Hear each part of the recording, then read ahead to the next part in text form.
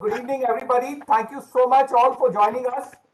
It's a very important webinar as far as underwater domain awareness is concerned, and I think we have a very eminent panel, a very diverse panel, and we hope to send you back with some, I don't say solutions, but I think more thoughts which will put everybody together for a more fruitful outcome. So, anti-submarine warfare and underwater search and recovery, the thought came to me primarily after this Indonesian accident. And as all of us know, there is significant maritime activities, and plus, I think a lot of submarine operations are likely to be there now. So we thought that it is important that we combine the two. There are several organizations in the country which are doing a whole lot of work, and I mean they're leading the ASW as well as the underwater search and recovery thing. But I thought there are issues, and organizations like us can complement the effort of these big organizations. And I thought we should have a discussion, and I think we have an extremely eminent panel to talk about this. The Prime Minister's Sagar vision is a very important thing. It places us in a leadership role, but I think there is a huge requirement for capacity building. There's a huge requirement for bringing science and technology into it. So we thought it would be important that as MRC, we should take this up as a topic for our webinar, and that's why we are here. To start with, I think the discussion can be started by none other than Uday Bhaskar. Sir has been is currently the director of for policy studies. He has been very unique director of three very important think tanks: the National Maritime Foundation, the IDSA, and now the SPS. And he's been editor of some very prestigious journals, the Maritime Affair and the Strategic Analysis. And I mean, he's been a commentator for a very long time, and many of us know him for a few decades, and we look forward to hearing from him. Uday Bhaskar, sir, please, for your opening remarks. Thank you. And as I said, I want to add in parentheses, that's a very generous introduction, which reads a bit like an obituary, but I do want to place my thanks there on, all the details are there. But at the outset, allow me to greet all the participants at this webinar and acknowledge the presence of many domain experts and some senior colleagues whom I remember very fondly, who over the years have shared their knowledge and experience with me. Thank you very much, and very glad to reconnect after many years. Let me also thank Commander Arnab Das. He has a rare skill. He's a guy who can sell refrigerators to Eskimos. I have met him very recently, maybe it's a little less than a year, but his zealotry as far as his current focus, the underwater domain, is concerned, is very infectious. And I want to thank Arnab and the MRC for inviting me and also giving me this very special privilege of delivering the opening remarks. I also want to commend Arnab, for single-handedly, I would say, creating this awareness, at least in India, about the underwater domain and its critical relevance in the larger national calculus. More recently, between the two waves of the COVID, Arnab and his team made a visit to Delhi, and I had a long chat with him. And I was very impressed to see the kind of doors that he was knocking at, and which received him, I would say, very warmly and gave him a lot of time. And if this happens on Raisina Hill, I think it's all for the good in terms of getting the right attention as far as the subject is concerned. The theme for today's webinar, Anti-Submarine Warfare and Underwater SAR, Search and Recovery, a new perspective based on UDA, is both relevant and timely. Arnab has also drawn attention to the context and the relevance, which has been provided by the tragic loss of the Indonesian submarine, the KRI Nangla, which was reported as missing off the island of Bali on April 21st this year, and subsequently the loss of the boat and its crew was officially confirmed by Indonesia. At the time, India, along with some other nations, responded to enable the SAR effort. But post facto, we understand that the ill-fated boat had already broken up before the proximate navies could respond. Consequently, the crew could not be rescued. Now, submarine accidents are rare in peacetime, but even the loss of a single boat is an exigency that is to be avoided, and it's an objective that every nation aspires for. Yet, as all the professionals are aware, and I dare say I'm speaking for all the participants here, they are keenly aware that to acquire the appropriate capacity and infrastructure to enforce the equivalent of foolproof search and rescue in the underwater domain is an expensive and a challenging proposition. Even India, which acquired its first submarine in 1967, did not have its own underwater SAR capability of the required index till recently, and this is illustrative of the constraints that have to be addressed. Yet, there is a steady uptick in the acquisition of underwater platforms in the IOR, particularly along the Bay of Bengal littoral, and Bangladesh, Myanmar, and Thailand very soon, which will acquire its own boat, are case in point.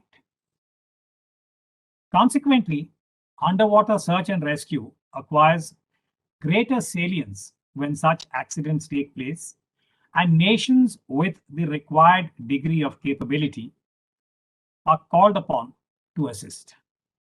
In the case of the Indonesian boat, the Nangla, the PLA, the Chinese Navy, sent its vessels to salvage the broken submarine from the seabed. May I suggest that there is a case for a consensual timeline to be evolved for an underwater search and rescue mission in the IOR should the exigency arise, and due importance ought to be given to proximity and capability. Now, let me widen the canvas a bit and move beyond SAR.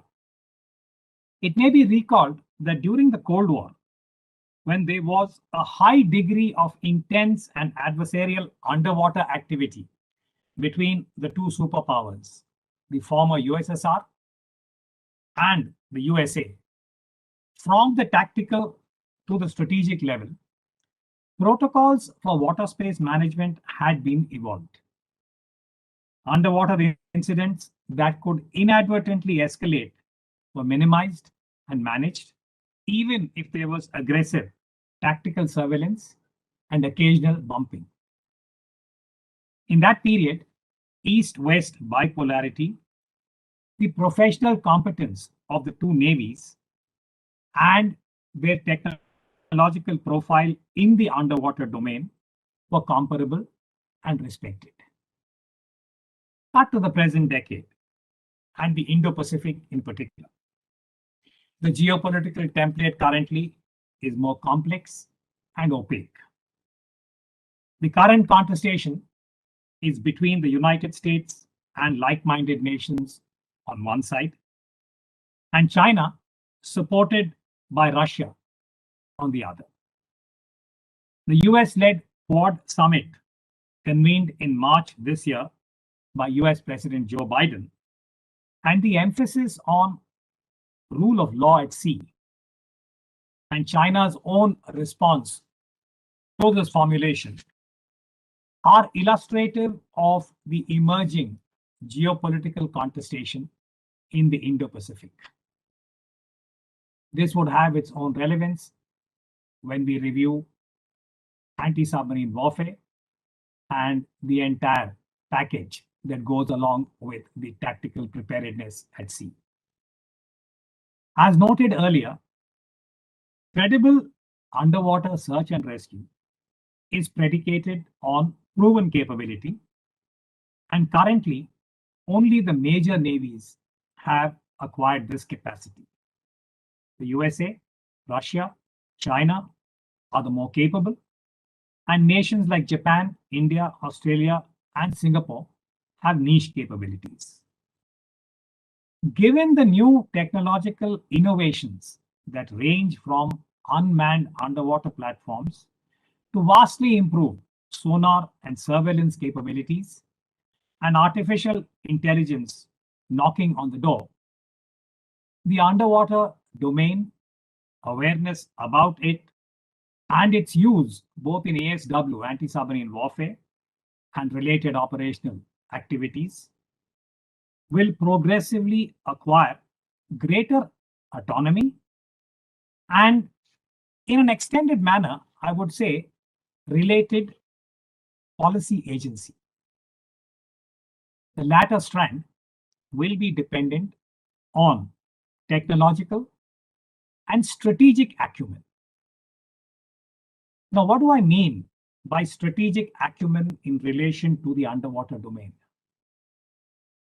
It is instructive that when we review sea power theory, the acknowledged leading lights, Mahan and Corbett, and those that followed, till perhaps Colin Gray, they focused on the surface navy, the big fleet, and related capabilities, as also air power and space, particularly in relation to what Colin Gray was working on towards the end.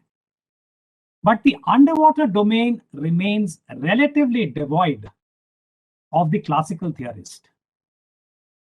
But in today's techno-strategic environment, the underwater domain has a very significant relevance along all three tracks of the maritime expanse, namely the geostrategic, the geoeconomic, and the geophysical. The strategic and economic relevance of the oceans needs little reiteration to this audience. But may I flag one aspect of the geophysical track? That is the correlation between life in its ontological sense, and the underwater domain. Now, the health of the oceans and pollution, be it plastic waste or other effluents, rise in sea temperature, climate change, all of these and what they do to the food chain have been plowed reasonably, and these are familiar linkages.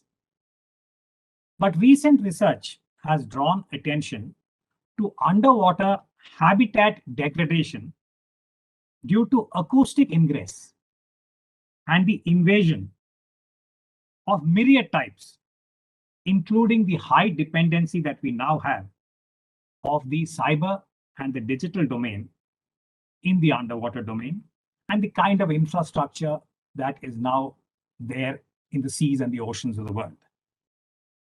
Specific to the IOR, this linkage between habitat degradation due to increased acoustic activity and what it does to the overall lattice is something that needs much greater collaborative work. In this regard, the MRC has done some pioneering work, and Commander Das in particular has flagged this in different fora. But I submit that there is a very strong case for scaling up the effort and encouraging the participation of academia and the private sector, both regionally and internationally. My concluding submission for your consideration is a formulation that I have extrapolated from the late Colin Gray, now referred to as the evangelist of strategy. Specific to space as a domain, Gray observed in his book in 2005, and I quote, "It is a rule in strategy, one derived empirically from the evidence of 2.5 millennia, that anything of great strategic importance to one belligerent, for that reason, has to be worth attacking by others. And the greater the importance, the greater has to be the incentive to damage, disable, capture, or destroy it. In the bluntest of statements, space warfare is a certainty in the future because the use of space in war has become vital. Unquote.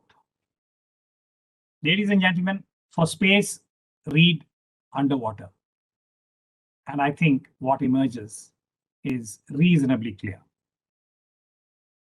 My assessment is that over the next 3 decades, the world will see a much greater degree of exploitation and harnessing of the underwater domain by nation states, the big corporate players, particularly the tech companies. And all of this will impact the global citizen and the related well-being of the populace, what the UN describes as composite human security. The underwater ecosystem needs to be irrigated in a meaningful manner by experts and professionals. And this webinar, I dare say, is part of that effort. Allow me to commend the MRC again and wish you the very best in your deliberations. I thank you for your attention. Thank you so much, sir. Couldn't have been anybody other than you to have give us such an opening remark and to set the pace. Taking it forward, it's my turn now to make a small presentation. What we have been doing in MRC would be covered by Praful ji, our advisor Blue Economy at the end. So I would like to make a small presentation on what is our work and how the UDA being progressed by MRC could complement the ASW and the UWSAR in the country.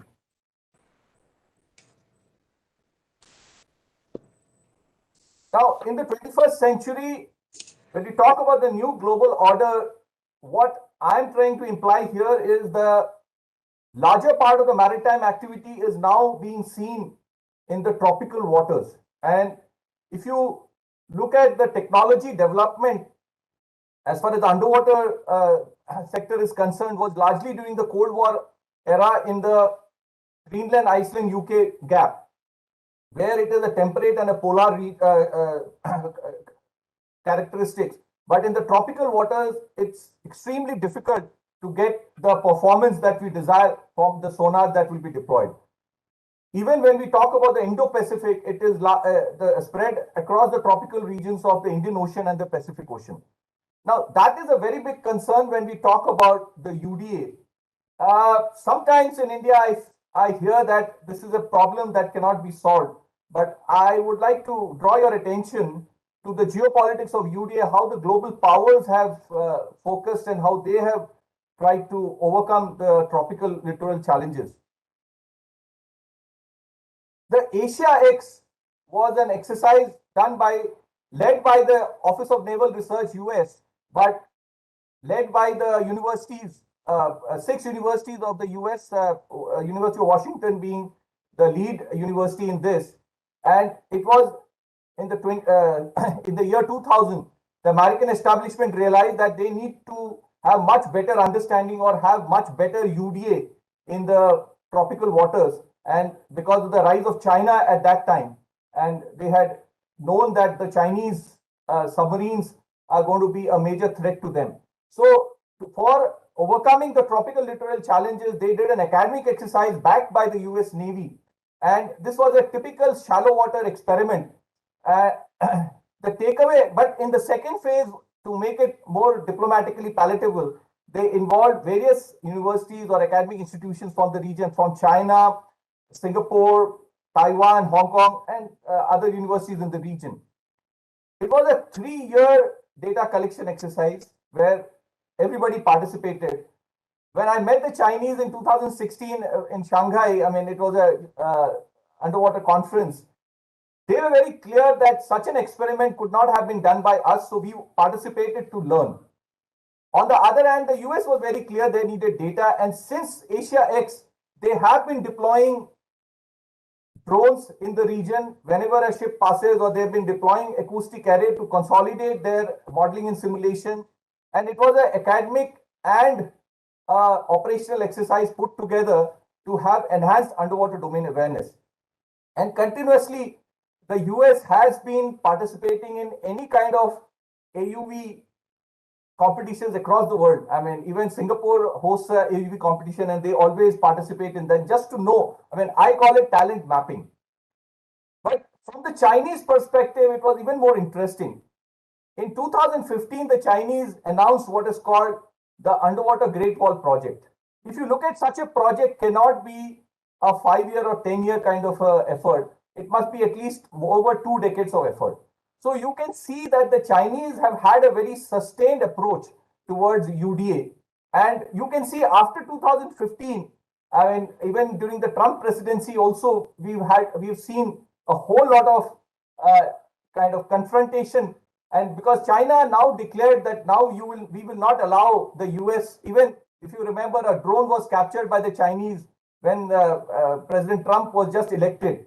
So these are manifestations of something they have been doing for a very, very long time. And now they have come out in the open to say that we have developed capabilities and now we will not accept the US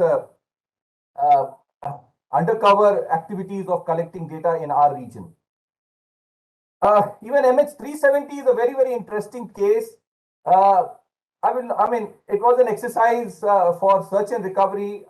It was given to Australia because it was a global exercise where they did not want China to lead it, although China had almost 95% passengers in the aircraft, and it was a Malaysian aircraft.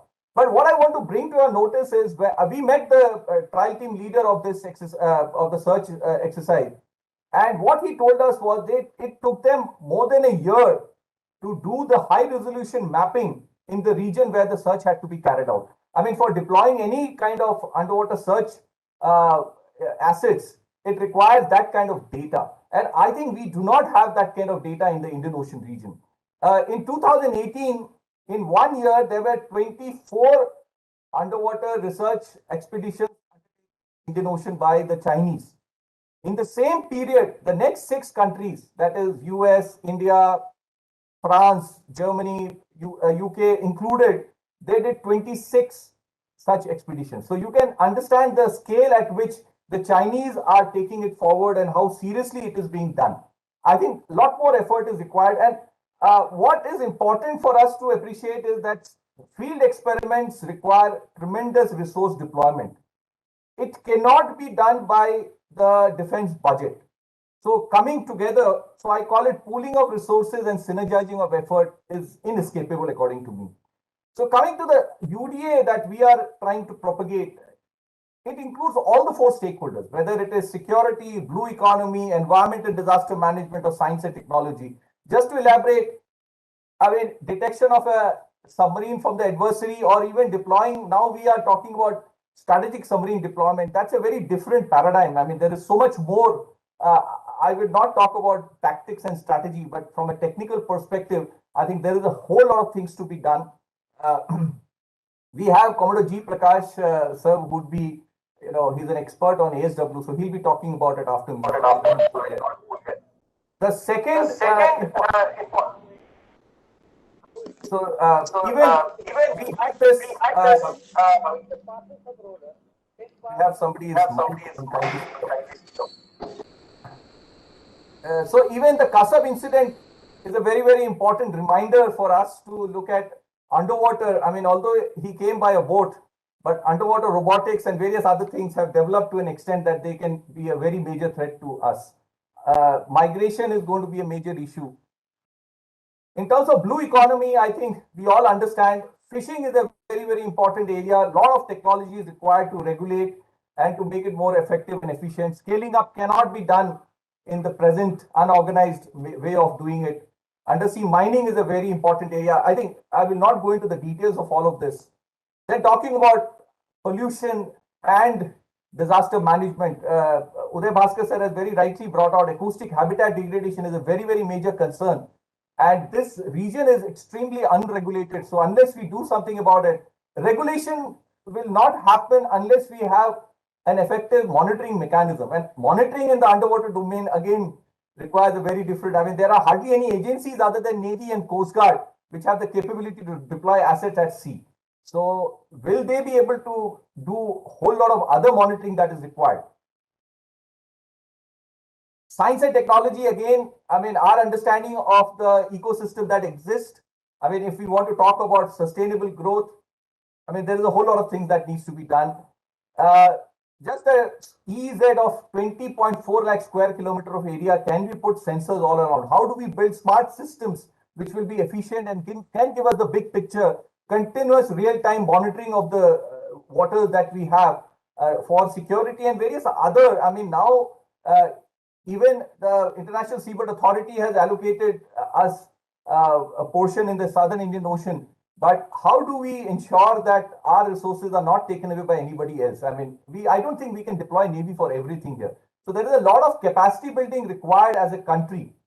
I mean, the last two pictures are some of the research cruises I participated in Tokyo. I mean, it's a remarkable system that they have. I mean, a seamless user academia industry partnership. So this is the broad UDA framework that we have proposed. If you look at the four faces of the cube, which represent the stakeholders, they may have their unique requirement of underwater domain awareness, but the core capacity would be the acoustic capacity. Unless we all come together, pool in our resources, spend more resources and effort in science and technology and capacity building, I mean, that has to be a whole of nation approach. Otherwise, we will not be, I mean, it cannot be met. I mean, we are a developing country. There are a whole lot of socio-economic requirements. I don't think the government will be able to afford a whole lot of investment. So we need to have a different way. And I think the UDA framework can provide this. Another thing I see is that there are multiple organizations which are duplicating effort. So, and I think there is a more structured approach required. So if you look at the vertical construct, a lot of sensing is required, application specific analysis is required, and regulations should be backed by the data of our region and our waters. So, and even the demographic advantage that we talk about, how do we involve our young people, can also be answered by this cube. And even from a policy perspective, you can prioritize it in a different way. We are very happy that some of the very top authorities in the country have recognized this framework, and we are interacting with some of them, and we hope that we will be able to make a big contribution in terms of policy and technology intervention and even capacity development. Just to talk about 2-3 projects that we have been pursuing. Passive detection of subsurface targets. This is a major concern, and we have come up with a very, very unique method. We have analyzed what are the parallel methods globally. I mean, there are AIS data analytics and various other things. I'll not get into the details of it. We have compared the current methods globally. We have done a very detailed project, and the method proposed by us stands out to be very, very unique, and particularly in our waters. What you see here is a low frequency noise map in our region. And this has been generated from the AIS data, because low frequency is largely because of the shipping traffic. And this gives you a detailed understanding. This also accounts for the underwater conditions of our region. The data is passed through the underwater channel, and that is how you get this. And you can see the large difference in the underwater noise, almost 30 dB kind of a difference from the lowest to the highest. This map can be mapped on, I mean, this is a predictive map, and this has been validated, and this has also won a global innovation challenge. We were invited to France, and people in Europe have recognized this work. Now, this has been superimposed on top of an acoustic sensor, and the difference or the anomaly can very easily give us the location of any subsurface target or even surface target which are not painted on the AIS.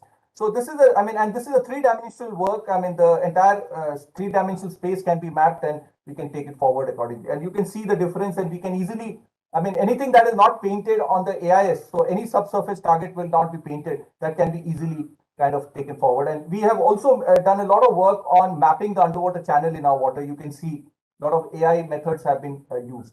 And even sometimes AIS will have certain gaps in the data. So the vessel tracking system has also been put in place to able to generate. And even like if we put it in a submarine where they will not have the AI real-time AI feed, a lot of predictive models can also be used, which will give us a temporary or a preliminary input on the data. This is taking it forward. We have developed a real-time passive sonar deployment tool, which can be largely translated to a submarine deployment tool, taking care of both the detection capabilities of the submarine sonar and also the vulnerability of the sonar. And we have also given an adaptive algorithm which will where you can prioritize whether it is a strategic submarine or a conventional submarine, where the priorities can be different. So it can be actually adaptively used to bring that. Strategic submarine deployment has multiple issues. I would just like to flag one: snapping shrimps, which is a very, very important creature in this, and they produce very high noise in the tropical waters. Their habitat is in the tropical waters. They produce sound of the order of 200 dB, and they are in millions in a snapping shrimp bed. We've had a case of our own strategic submarine getting swamped because of the snapping shrimp noise. So this is another work we have done, and we have developed the complete algorithm and the complete tool where you can map so submarine deployments can be effectively planned based on this noise. Not going into the details, so we generate the complete habitat map and then convert it to the soundscape, because there are 14 subspecies of the snapping shrimp itself, which each of them having different characteristics, and even with the changing environmental parameters, their soundscape also changes. So we have done up to that detail, and this is a very, very important tool which can be used for submarine deployment. And the UDA framework, as I said, is relevant to multiple stakeholders at the same time. So the underwater radiated noise management that we have worked out is relevant to the Navy for acoustic stealth. It is important for the environmental regulators in terms of acoustic habitat degradation, and also the ship designers and ship builders. This work of ours has been sent by India or the DG shipping in the IMO MEPC 76. 2 weeks back, I also got an opportunity to make an intervention at the IMO, and this work has been appreciated. And I think this is something which has been taken very, very seriously by the global community. And I think India has made a mark this time by being seen as a very, very proactive nation. And particularly when we talk about the tropical littoral waters, I think this is a very, very important work which has been recognized at the IMO also. I'm also now part of the committee which has been set up by IMO to take this forward, and this can be actually scaled up at a global level. Again, MH370, I mean, coming to the underwater search and rescue, I had mentioned that MH370, I have already spoken. We also lost an AN-32 in 2016, but I think we could not find it. What I want to bring out here is there's a very, very systematic way in which underwater search and recovery, not rescue. I'm not talking about rescue here, because rescue becomes invalid after 2-3 days, because I don't think you can find a human life after that period. So my focus is more on the recovery part. It requires a very, very different type of method where you have to have a lot of data. I mean, from the time we get to know that aircraft or any asset has ditched into the sea, we at least take us more than a few days to mobilize our assets and reach that. The target is not going to be waiting for us. So how do we plan the entire search? What are the preparations that we need to do? So we have tried to bring everything together in 2-3 projects that we have done. What kind of policy framework is required? So this is, I think, a very, very important thing. What kind of assets we need to be ready for underwater search and recovery? Salvage will be covered by Rajkumar sir in the end.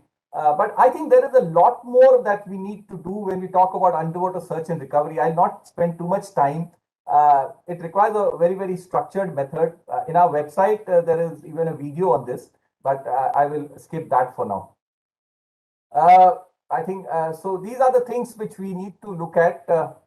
In the short term, I think immediately we should have a policy where all these things can be put together very quickly. But even there are now companies which are available who can provide the asset on hire, and slowly we can acquire those assets. And because training will also be very, very important, we need to have a team also with this, because once the incident has been reported, there will be very, very little time for us to react, and all of it has to be part of an SOP. It cannot, I mean, you can't be looking for experts to give you. So that is what we have tried to bring in this.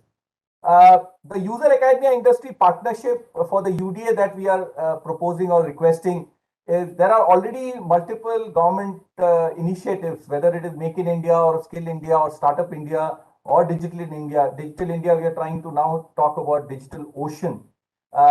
Ministry of Earth Sciences has already declared Digital Ocean, but I think acoustics has to become a major part of it. And there are core capabilities which are required. All of this put together, then only we'll be able to drive effective policies, innovative technology, and human resource development. Just to mention, we have proposed an acoustic survey course to the AICT, and it has been approved. A similar skill development model has also been approved under the Pradhan Mantri Kaushal Vikas Yojana. And now we have signed an MOU with the Sector Skill Council also. We are basically trying to get the components of government together on the UDA and work with them and complement their efforts. Shalini ma'am is there. She'll be talking about this a little later. Thank you so much. Now, I would request G. Prakash sir. He's an expert on ASW. He has had a long career in the Navy. He's been captain of 3 ships and has commanded 3 shore establishments and the Maritime Warfare Centre at Cochin. He's a naval aviator and an ASW specialist. He has been lecturing at wide variety of audiences, and I can assure you he is one of the best speakers that I have heard. As for today's lecture, it's unique that he has been in every possible area of ASW. He has practiced ASW from ships and helicopters, taught the subject at ASW school, and pioneered our Navy's foray into the field of low frequency analysis operations, including setting up of the training and analysis center in that field. Commodore G. Prakash sir, please. Good evening, ladies and gentlemen. A great pleasure, great privilege to be here. Before I start, I must say 2 things. One is that I still feel that I'm fighting submarines while sitting here in Cochin, because there is a tremendous rain around me. There's thunder, so I'm fighting with signal to noise ratio, which is the biggest enemy for anti-submariners. And second was that he said that I have been in every part of ASW, but ASW is one field where you can do what you want your whole life and you never become an expert. At the end of when I did my 1-year specialization course in anti-submarine warfare and was very thrilled. After the passing out parade, I went to the club for a drink, and there I met Commander Mason, now later Commodore Mason, who was commanding a helicopter squadron, and I told him proudly that, sir, I have just qualified for the anti-submarine warfare specialization. He said, no, nothing much has happened here. You just learned some more technical arguments as to why you couldn't find a submarine. So, that's all that. So you never become an expert in the field of anti-submarine warfare. Now, I thank Commander Arnab and MRC for having given me this opportunity to speak to this wonderful audience, and that too in the presence of several eminent personalities who are all very tall figures in their respective fields. Now, right at the beginning, let me tell you that our future anti-submarine warfare effort is going to get so big. It's going to get so big that it will go beyond the Navy, and the demand for many other national entities to chip in it cannot be avoided, and to do ASW successfully. And that is the essence of what I'm going to say. So here we go. When I sat down to prepare this lecture, I saw Admiral DSP Verma's face on the poster, and that actually gave me the right beginning for my talk, because I met him on the last day of 1984 on brand new INS Godavari, when I joined there as a midshipman. Because that beginning, which I had with Admiral Verma, was my beginning in the Navy. Admiral Verma was the, it's right to say that INS Godavari actually ushered in a a great era of modernity into our Navy. And then Commander DSP Verma was the head of the electrical department on board. Now, he was in charge of a maddening array of weapons, sensors, system architectures, operating philosophies, which the Navy had never seen. And that too belonging from more than half a dozen countries. And that had been integrated beautifully onto that ship. And then Commander DSP Verma had the great honor, the privilege of running the place. Now, that was 1984, 37 years ago. Now, with a large number of aircraft, submarines, weapons, sensors, ships entering the Navy in the middle of the 1980s, there were all the trappings of a great maritime power in the making. Now, compared to us at that time, the Chinese Navy was just a primitive Navy. People derisively say it was a riverine Navy at the time. The next year, July 1986, when INS Godavari entered New York Harbor, the Chinese Navy was still aspiring to be a green water force. And it took more than a couple of more years for Chinese submarines, Chinese ships to start visiting Southeast Asian ports and even ports in the Arabian Sea later. Now, but 37 years later, today, as I speak from retirement, the Chinese Navy stands as the largest Navy of the world. Just today morning, there was a talk by someone for the Bombay University. I heard, and he said, an admiral said that in the last 1 decade, the Chinese Navy added 2 Indian navies into their force levels. The Chinese Navy stands as the largest Navy in the world, still growing at a great pace, and with aspirations to challenge the mighty US Navy. Now, in the 36 years that I served in the Navy, this great asymmetry in force levels actually came to be. Since I was lucky to be associated personally with several brand new platforms, technologies, equipment that came into the service, starting with the Godavari class themselves, the Seeking 42 Bravo helicopters, the low frequency analysis and recording systems, including passive towed arrays, and finally the Israeli UAVs, all of which I was a part of the pioneering process. Having done all that, I realized today that I lived actually through very interesting times. As for the parameters of my talk today, I'm aware that the military aspects, military uses, is only a part of MRC's focus. And likewise, even for the Navy, that underwater domain awareness part is only a subset of the overall maritime domain awareness, albeit a very elusive subset, of course. Now, therefore, as far as the MRC is concerned, it is mostly the spatial aspects as to what is going to happen where that matters for ASW in the future. The questions of interest to MRC probably are as to which enemy submarines are going to do what, where, and what will our units that are opposing those submarines would like to do, and where would they like to do what they intend to do, and what finally can be done to help them to do what they do best. Now, what individual countries adopt for ASW at the functional level is most classified and very tightly held. So that is not what I am going to speak about today. Today, I will speak about ASW as it applies to those outside the naval uniform. So, what are we up against from underwater in the years ahead? Chinese SSBNs armed with JL-2 missiles can hit any part of India from the South China Sea itself. So, the ASW effort of the variety that the United States and their allies mounted against USSR submarines, SSBNs, during the Cold War, it looks like a remote possibility for us against Chinese SSBNs. As for the nuclear-powered attack submarines, the Chinese today have the type 093, they say comparable to the Los Angeles class, and they got the type 095, comparable to modern Virginia class. With more sure to follow in the future, the Chinese will have capacity access to deploy a few SSNs in the Indian Ocean region.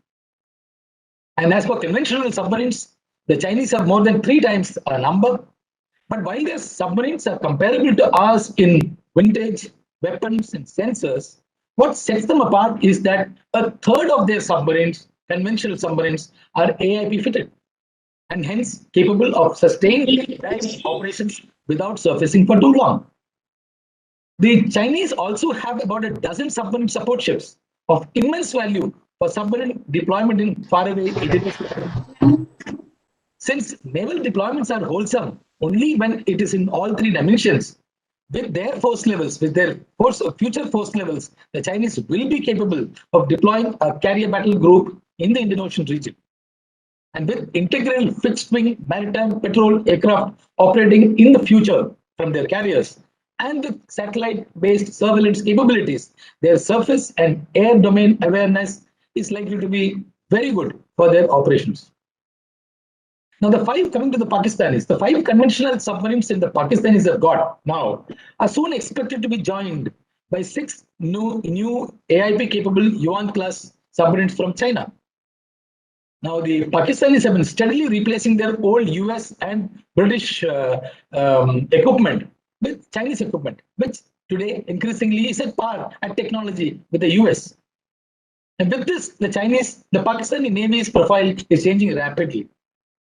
With the increasing alignment of Pakistan with China in military technology, equipment, and platforms through induction or lease, they stand to gain much in the conduct of naval operations. And this includes exchange of intelligence and maritime domain awareness data. Now, with all this, what is the submarine-based threat that we will face in the future?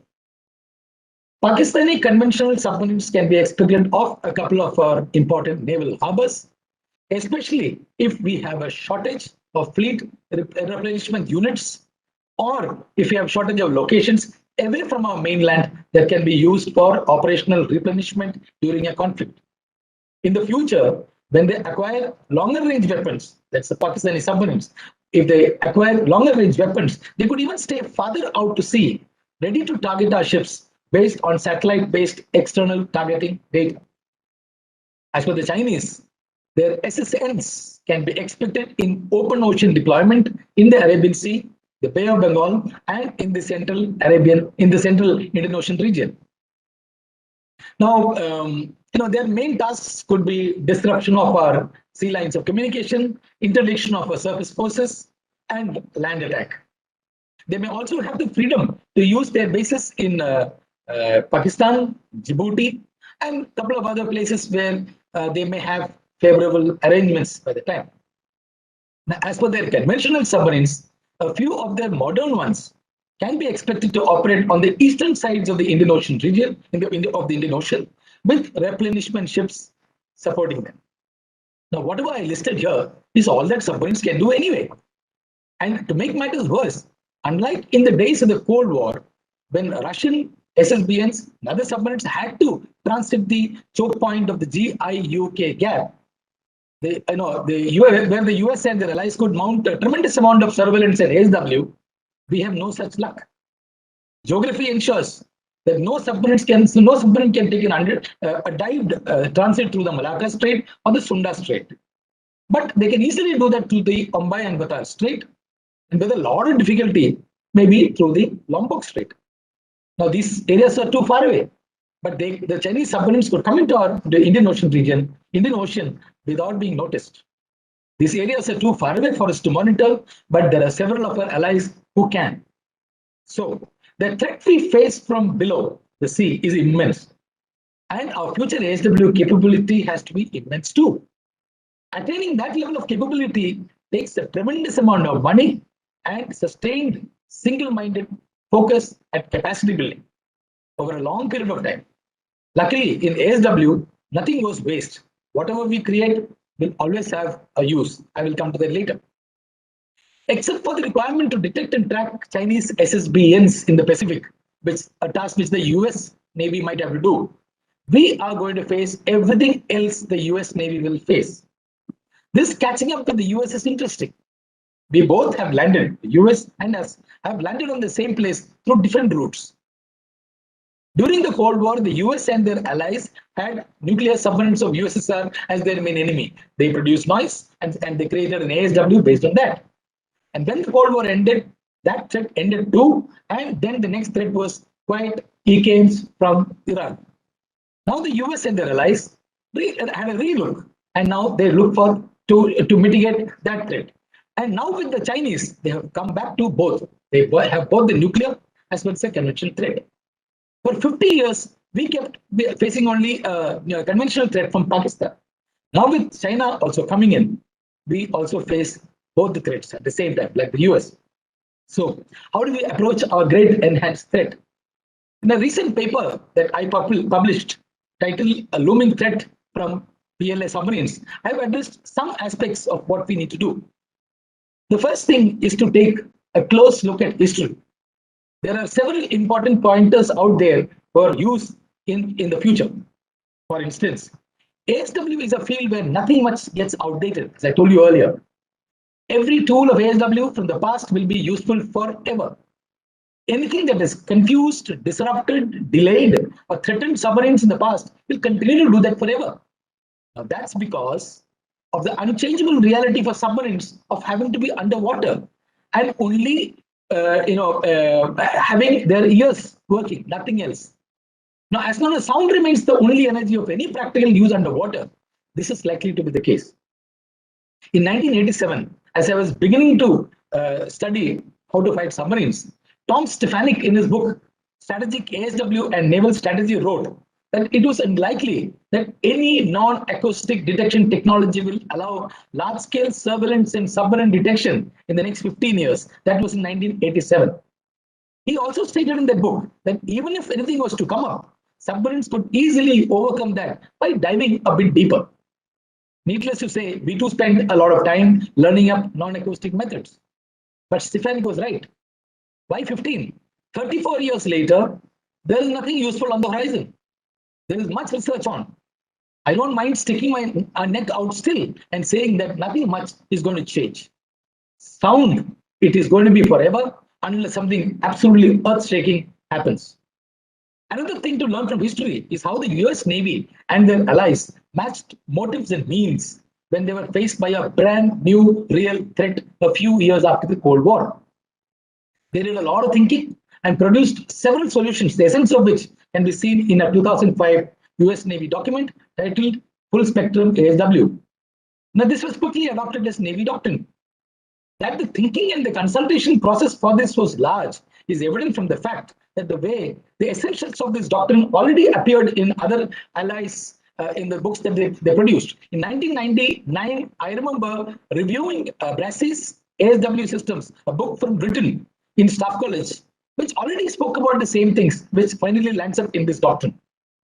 The new formulation was a huge shift from the old. It was a holistic approach to ASW.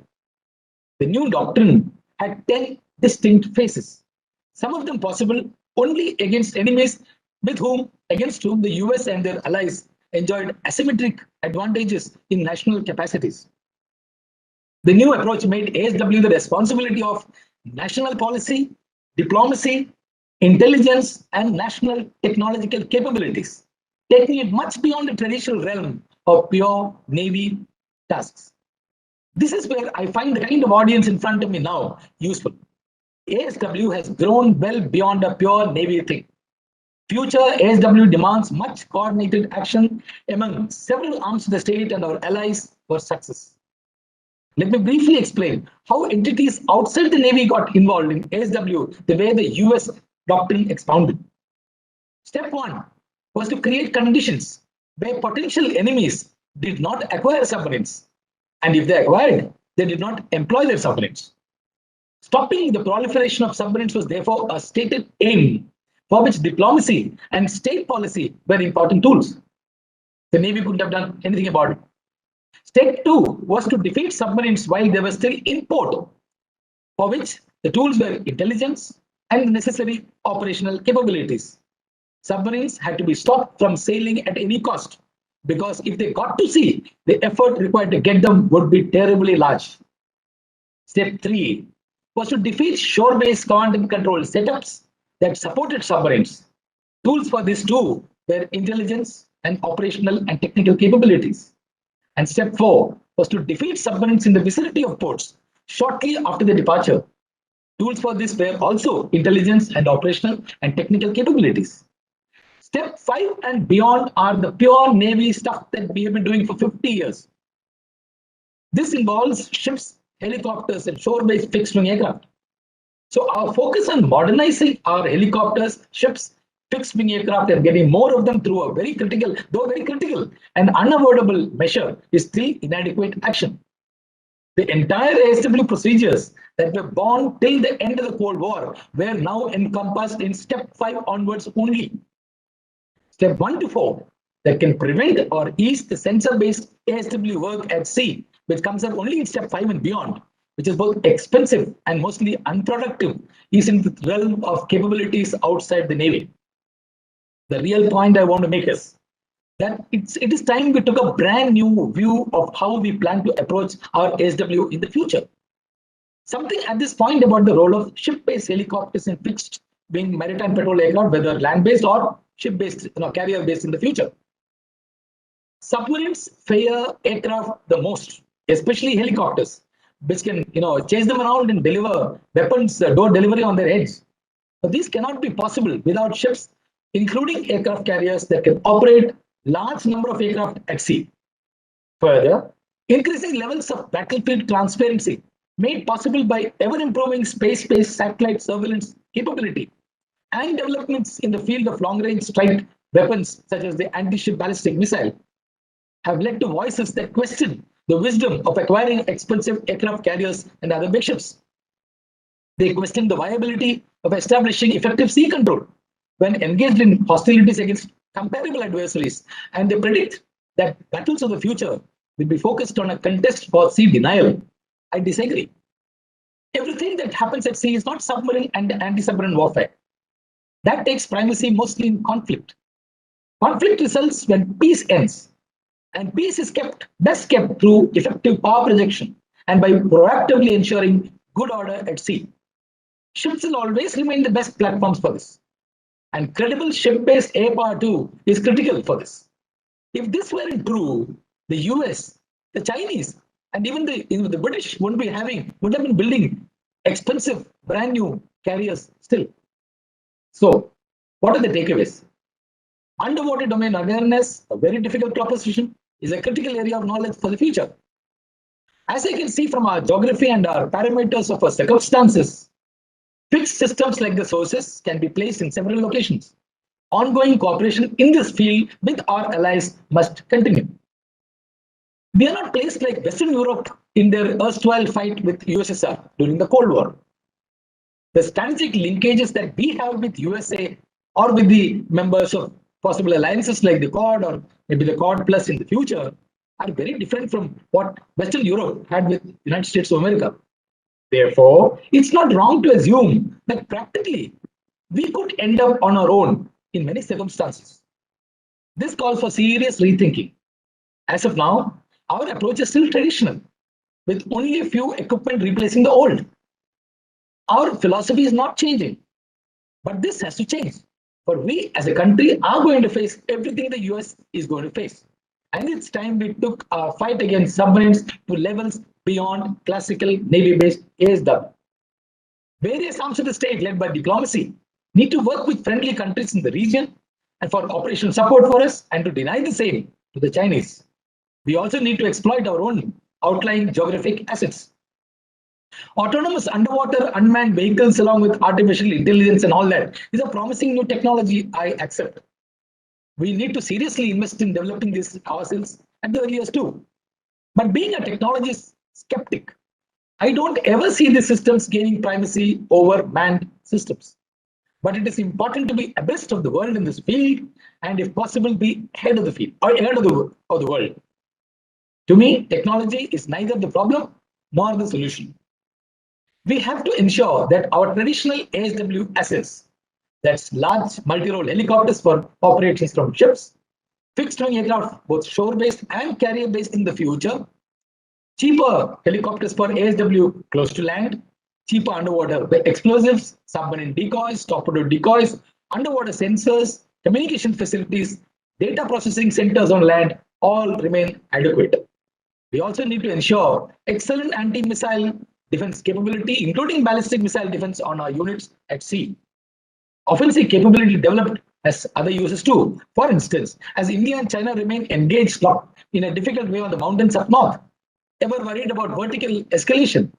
There could be merit in horizontal escalation in the Indian Ocean, where we may have better opportunities for gains. We must work on the nature of our military alliances so that they can cooperate with us on data sharing as well as on forcing the Chinese to spread their operations, forcing their assets and capabilities to thin out. This includes targeting Chinese interests elsewhere and maybe on their mainland. No one loves a multi-front engagement, however strong. The skeptics of sometimes doubt the kind of doomsday that I have painted.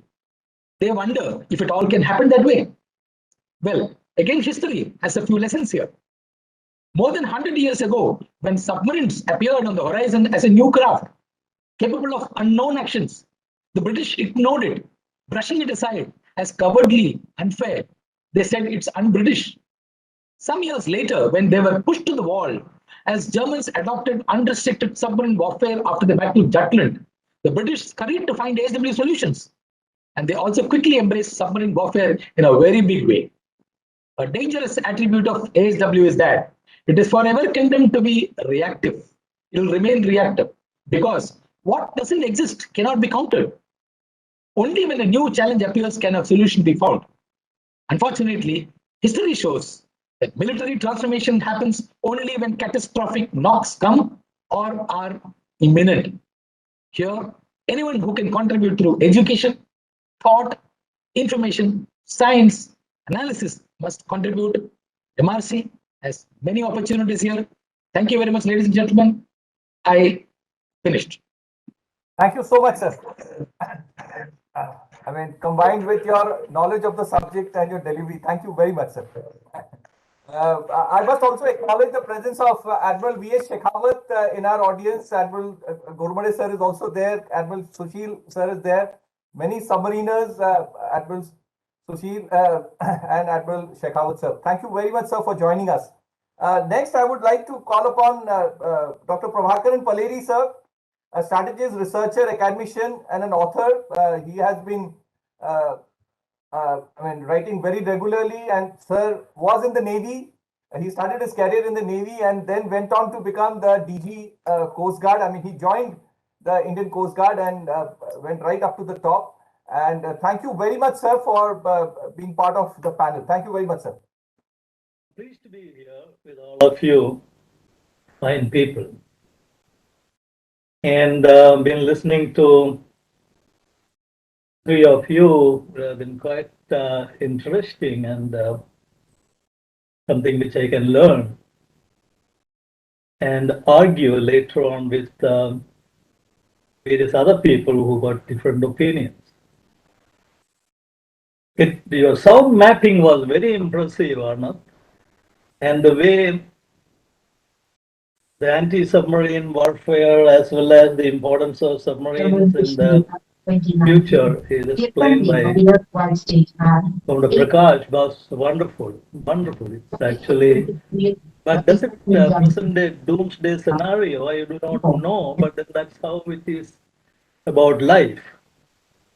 I have 15 minutes, but that, and also on a different subject, which I do not know, to be very frank with you. But I have been dealing with it without knowing it because we in the armed forces will have to handle things which we never handled before. And these 15 minutes are more than sufficient to travel all around the ocean and also underwater. One of my favorite positions while driving a ship, since my training days in 69 until I left the last ship in 1996, was bridge wing, looking down. Provided I'm confident about the lookouts, electronic or visual, that they will give me the early warning. When you look down, it's so interesting that you can assess the headway or sternway. You can see the pattern of the fore and aft surge and plus the other five movements of the ship. The sea state, which is present and going to be. The bottom profile, believe me, you can you can virtually feel the bottom profile, sounding or life underwater if it is a bright sunny day, and many other things. If you have any difficulty in appreciating this, we can both go together one day out at sea after preparing carefully about the chart as well as all the sailing directions and whatever documents we have.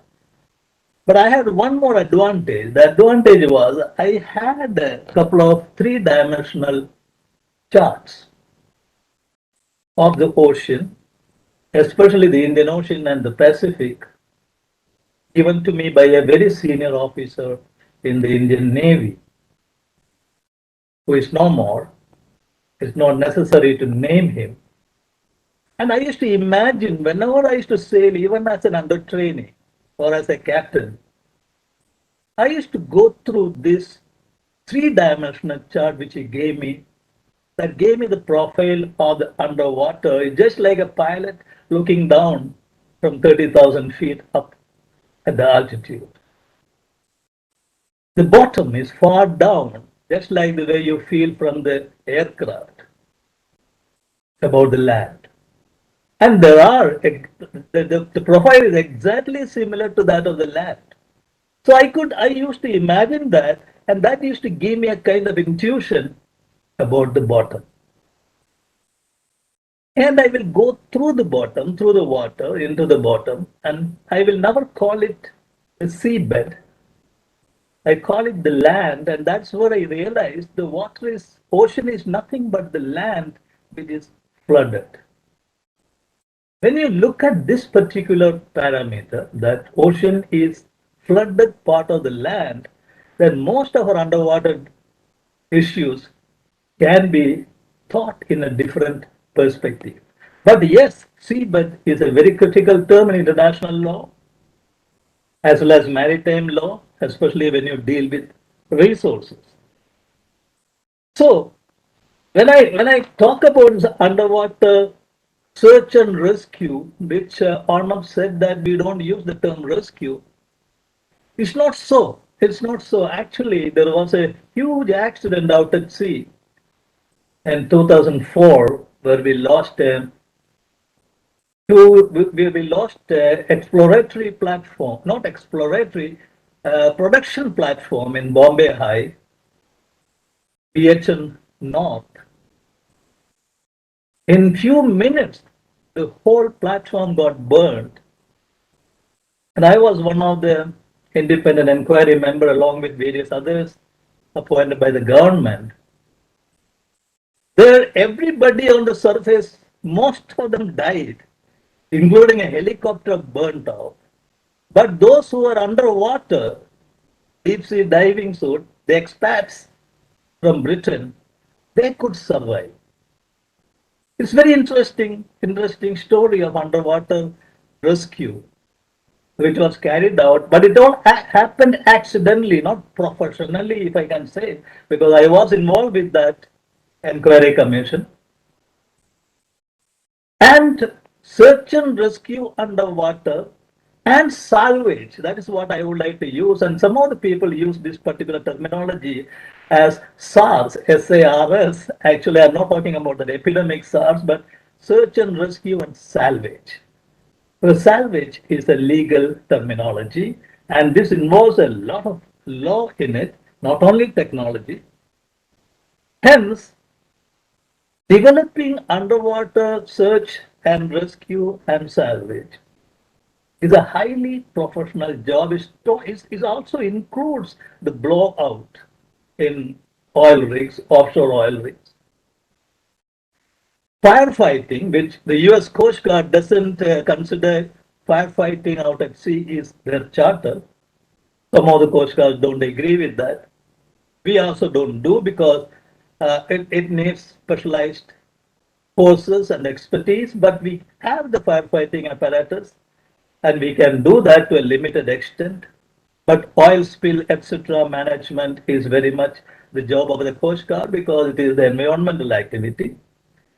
But deep sea or underwater salvage, rescue, search, etc., is a highly professional job in which a government can involve many private parties and develop this technology, science, and professional competence, and can be used worldwide. And there are agencies who are willing to undertake these kind of jobs, provided they get the facilities, but it is highly capital intensive. There are many provisions under the maritime laws, including insurance laws, for private agencies to get involved in it. And there are people who will meet with these accidents will always go looking for these private agencies through the insurance charter, insurance laws, etc., other than Navy or Coast Guard. But at the same time,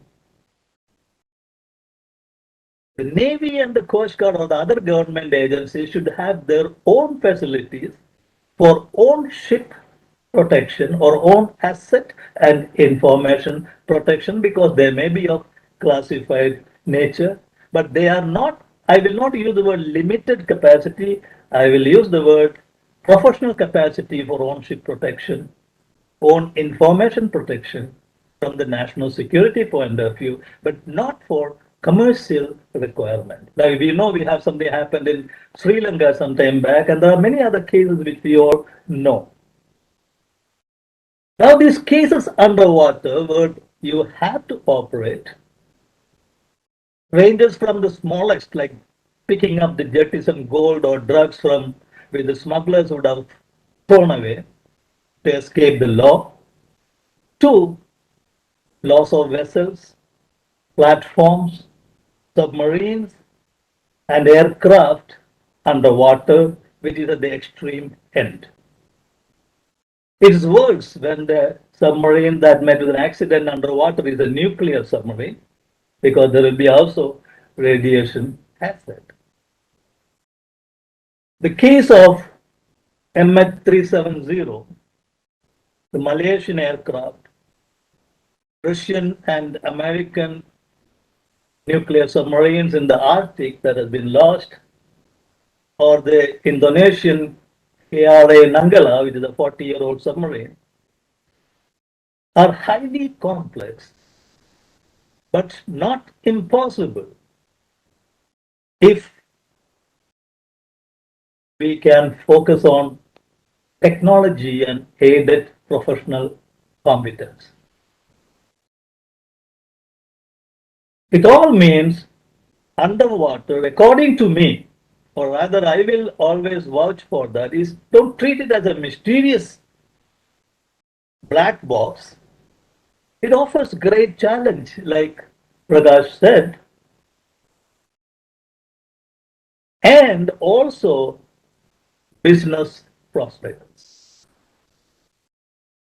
Already there are extensive research programs with military as well as business outlook on underwater unmanned vehicles. In fact, I know the American companies working in China making underwater vehicles or drones, unmanned ones.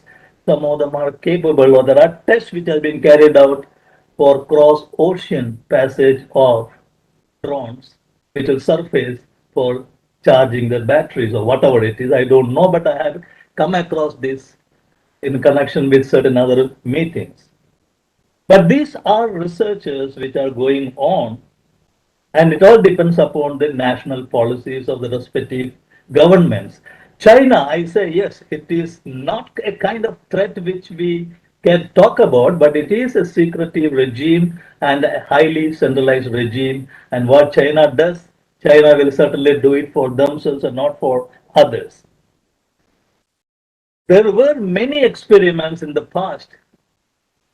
Many experiments. I've written this, some of them in my research book for the United Service Institute, wherein during the Cold War period, ranged from dolphins, suicidal dolphins, to ESP, to unified field theories. The much talked about Bermuda Triangle is an outcome of one of those misguided or misdirected research escapades. I believe in that way. But the present engagements are not misguided as it was during the Cold War. Today, the world has advanced. They know the decision making has to be very focused and should not be based on old fashioned traditional theories. So, we have much for our caution to see that what others are doing. There is no research or advancement in what I call, and some of my friends also do that, underwater SARS station. They are more or less similar to space stations, which can remain underwater, say 1 or 2 years, if designed properly, which can be used for carrying out various activities outside underwater, even in vantage points where there are chances of accidents. And they are designed, which somebody has told me, or rather I was discussing this point with somebody. Our design, and just like the way we will design an space station, underwater stations have to be designed exactly similar to those ocean life forms, like a whale, like a crustacean, like an octopus, basically to match with the nature of the ocean. The greatest advantage of an ocean is its buoyancy. More than the stealth, if you are going to work openly in a unified world of that kind, the greatest danger is the darkness of the ocean. So, how do we manage that? Will the world get into the ocean or become familiar with the ocean as it is today? With the space, I do not know. But the IT industry is already doing it. They are getting into the ocean as deep as possible because they find that the best way to they can maintain the technological expenditure for servers, etc. But I believe it may not be the fact, but they may like to keep their privacy on, and they find that there can't be a better place than underwater to be secretive and stealth. So in my conclusion, I would like to say that ocean is a separate terrain, but it is not a detached geophysical element. It is just inundated land, or where the land partitions we clasp on are just, if I can use a seaman language, they are all drying heights where we are on, which will become shorter, or altitudes will become smaller as and when the sea level rises. And underwater, that is going to be is the present overwater scenario which we find near the coastlines, which will be underwater again. And the color of the ocean is actually not blue, but it is colorless because water. And in national security decisions, whatever we may talk here among each other, they can be effective only if this can be brought out to the government, and the government have a unified policy for how to develop the national security element of the ocean terrain with respect to the domains which they choose.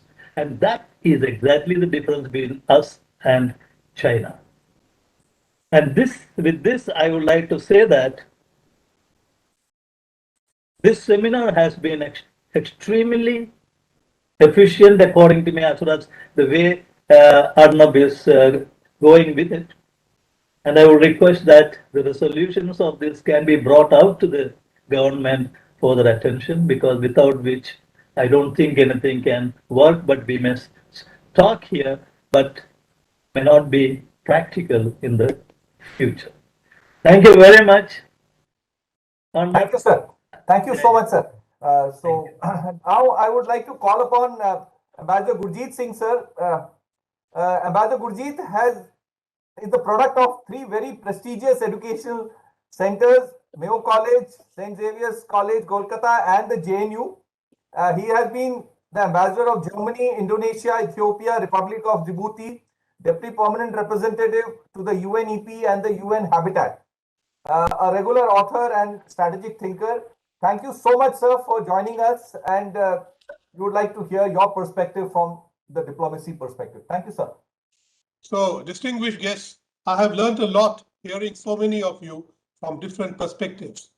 This is certainly not an area of specialization for me, but let me try and give you a kind of a perspective, since I have had occasion to work with the great Indian Navy ever since I was a young officer in Sri Lanka during the IPKF period, and subsequently when I was ambassador to Ethiopia, and I used to also cover Djibouti. And of course, as ambassador to Indonesia, the naval strength was actually our main diplomatic reach. So a few days ago was the 46th anniversary of the Kanishka crash of Ireland. We didn't find anything. 46 years later, we are still looking underwater. We still don't find very much. So the requirement of what you call UDA is definitely there. But the progress, like in many things, has been slow. In human history, do we make a fire tender when we discover fire? Should we build UDA capacities as we build submarines? This is one question which came up in my mind while hearing from you.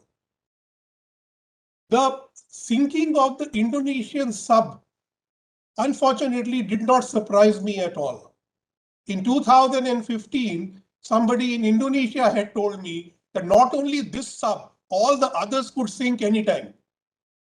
The reason for this is countries like Indonesia, which are huge archipelagos, have inverted pyramid of expenditure. The army gets the biggest expenditure and the navy the lowest. And though this is an archipelagic country whose army hasn't fought since a few beheadings by the Gurkhas on the border with Malaysia in the 1960s. But that is the way it is. Secondly, when they buy equipment, they keep nothing for maintenance. So the maintenance is Ram Bharose. There are so many situations where Hercules aircraft will crash. Nobody knew how many people were on board because so many civilians were being given free rides to make up money for maintenance. I mean, there's all kinds of stories with the Indonesian defense services. Now, obviously, on the submarine, they were not giving anybody a free ride from one point to the other. But the submarine was very poorly maintained, and the time for it had come. If they are sensible, they will start looking at the whole fleet. When I condoled my dear friend General Prabowo, who's now the defense minister, he said, you know our situation. But the Indonesians, like all ASEAN, do not want the Chinese to be in their defense sector. They don't mind the Chinese running over them economically, but not in the defense sector. But when it comes to defense sector, they're always looking over their shoulder, thinking, what will the Chinese be thinking? That means don't buy from the USA. But that will rile the Chinese today. So the Indonesians are now buying new frigates, some old ones being phased out and some others from Italy. So the Indonesians and many other ASEAN countries actually have a melange of equipment, which makes maintenance even more difficult. The second issue, which I think has been discussed today, is the low integration of academia and research with the defense forces and their requirements. This is stark in the countries of ASEAN. Some countries of ASEAN, like say Singapore, are technologically advanced, but not advanced in defense technology, whereas others need the defense technology, but there is no integration with their institutes of research in their own countries. Today, no doubt, the UDA is more important, but in ASEAN countries, and I think most countries, nobody is really thinking of a hot war. What everybody thinks of are what are called non-traditional threats. Now, if you look at the non-traditional threats, and I know various speakers before me have mentioned piracy and money laundering and pollution, anything. But UDA is not a direct problem of NTS, but it causes that problem. It's an impact on those problems. I think Commodore Uday Bhaskar mentioned right in the beginning how it causes pollution, when a ship breaks up. It is what happened recently with these ONGC hired tugs. When they toppled over, look at the amount of pollution they caused. So the consequences on non-traditional threats coming out of accidents, whether over the water or under the water, is immense and needs to be looked at not only as UDA, but as a holistic approach. I remember that when I was in Indonesia, I always preferred visits by Coast Guard ships. And I hope my preceding speaker is listening. Because most of our Coast Guard ships were Indian produced, which impressed the Indonesians.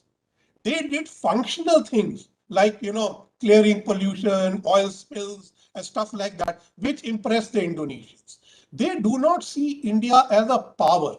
They see India as a benign power, meaning that when you need HADR, India will be there first, whether it was the tsunami or not. So for countries like Indonesia, Philippines, and many others, they are all in the ring of fire of the Pacific and Indo-Pacific.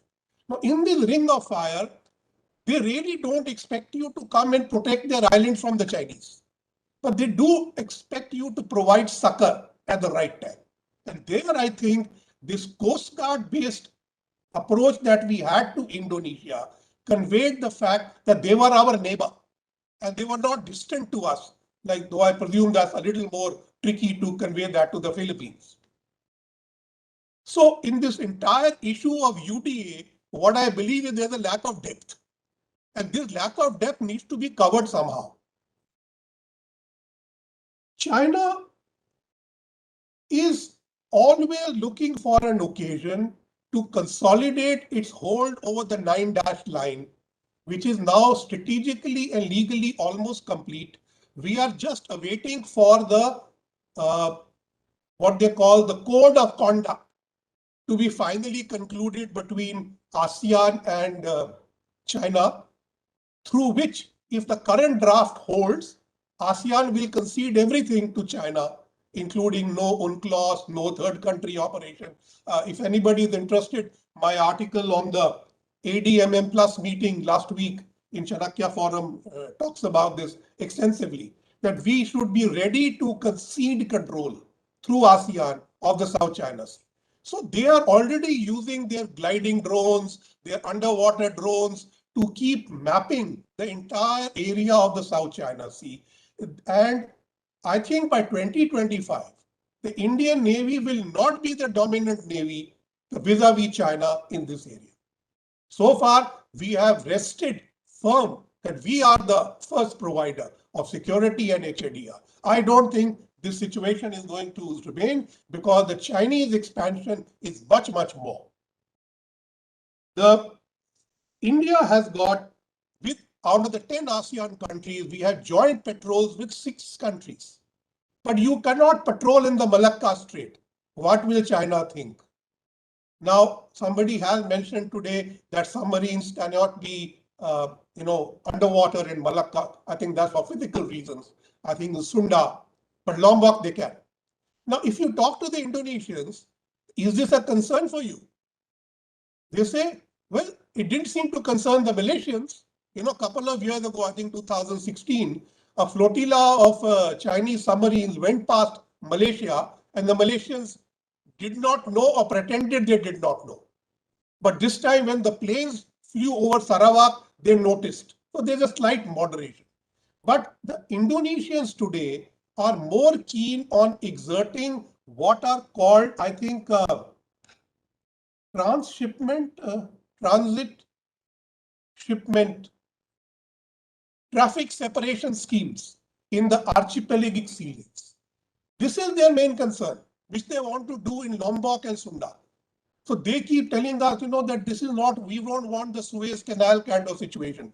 So they say that is my real problem, not what you are telling me about underwater domain awareness. Because that I have no capacity. I don't know who's coming and going, but who is coming and going, I can see. I want that controlled in my sea lanes. So the Lombok and Sunda Straits are straits where India can still operate, and this is where we must increase our role. Now, if we had UDA capabilities of our own, we could have reached out to the ASEAN countries with this approach, which gives them an edge for us compared to more distant navies.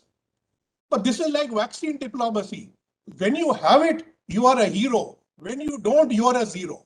So this is the same with the UDA technology. The reality is we don't have it.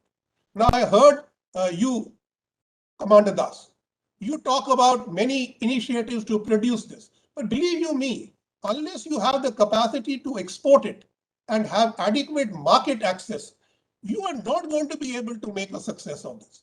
So you need to have a good enough market access and good enough technology. In UDA today, Jugaadu technology is not going to win you anything. So therefore, I believe my final point that we need to approach this entire concept as a part of Quad, particularly as a trilateral with Japan and Australia in this region. And since the French seem to be big arms suppliers to us and may possibly win the submarine contract, perhaps I should go back to my first question. He who found the fire, should he not make the firefighting equipment? So we should have this kind of equipment coexisting with our advancing submarine capabilities, and we should offer them as service modules to countries in our neighborhood. That will make our role in the IOR really meaningful. Thank you for your patience. Thank you so much, sir. I mean, you did mention some very, very unique points, and we will definitely be taking them forward, and we will also be reaching out to you for your support. Just to mention a couple of things, sir, we have reached out, I mean, we have been asked, and we have reached out to the Ministry of External Affairs to organize a UDA workshop for participants from countries abroad. And some of our technologies have also been recognized. And we definitely take note of what you said, sir, and we will be working on that. So thank you so much, sir.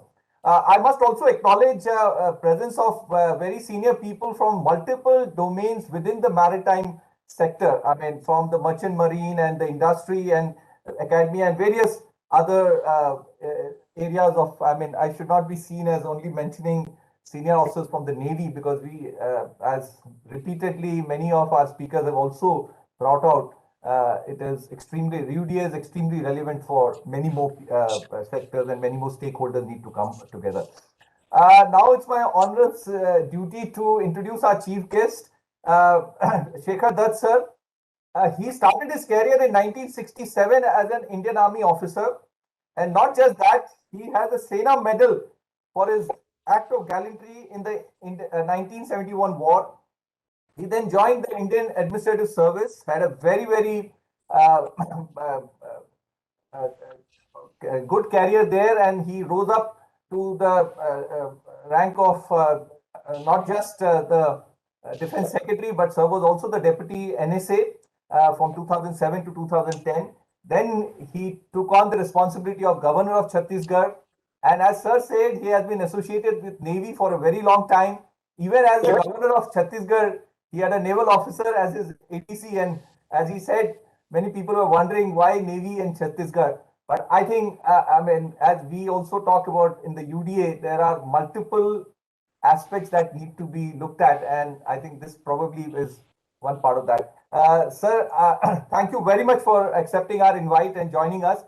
We would request you to give your chief guest comments, sir. Thank you so much, sir. Thank you very much. Good evening, ladies and gentlemen. It's a pleasure to be here and especially see my old colleagues, Admiral Pradeep Chauhan I saw, and then Admiral DSP Verma. Commodore Uday Bhaskar was there. I don't know whether he is still here. And also, I think in the wings, I find, hello, Admiral Pradeep.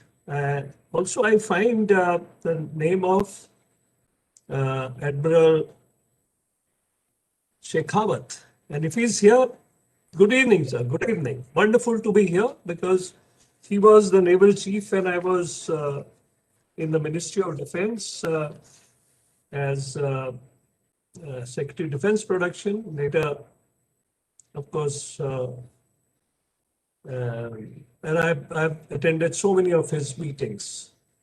It's absolutely wonderful to be in the same platform as Admiral Vijay Shekhawat. Yeah, so now I actually one little bit of clarification to some people who haven't had the opportunity of seeing the three-dimensional Navy. In fact, not three-dimensional, in fact, it's a spherical. It's a world, the Navy. There are very few navies in the world which have designing capability of whatever they are doing. We have, right from the beginning, I have had worked with the DGND. We have the sector of naval architecture. And then, of course, the naval officers who are the prime users go into the designing and building of the ships.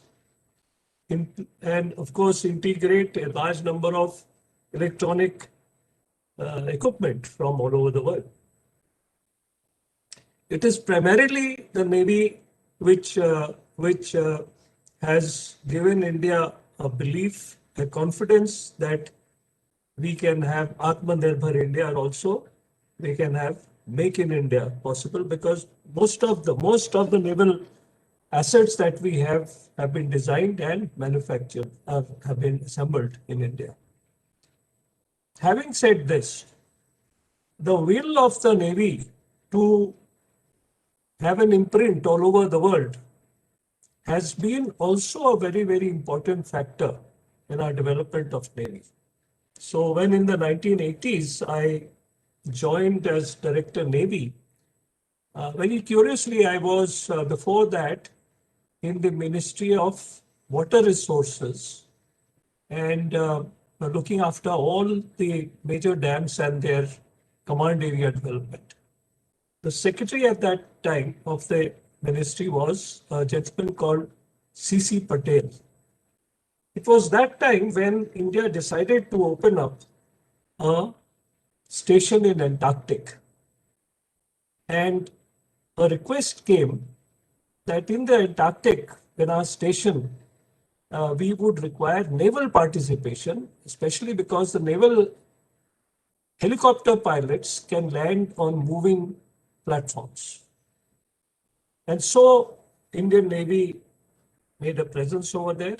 But when this Dakshin Gangotri station was made, India became qualified for being part of the Law of Seas, United Nations Law of Seas. And C.C. Patel was the first chief of the Office of Law of Seas. In fact, he had one floor of the United Nations building, because sea or marine traffic, its laws, its enormous sort of platforms for international trade is a very, very major aspect. And the world thinks very highly of being able to govern the seas. So that time, I also joined the Ministry of Defense as Director Navy, and met some of the most wonderful people. Admiral P.S. Das was my counterpart as DNP, or Director Naval Planning, and similarly the DNI and all. Immediately there was a requirement, and especially sounded by naval officers. Admiral Subimal Jain was the Vice Chief, and he said that we should be a blue water Navy. And that created a demand in the in the government of India. So we prepared a note, and we had almost everybody from North Bloc, South Bloc, the PMO, including the PM, and India went in to become a blue water navy. It is not only an ambition, but also a task. And therefore, India started playing a bigger and bigger role.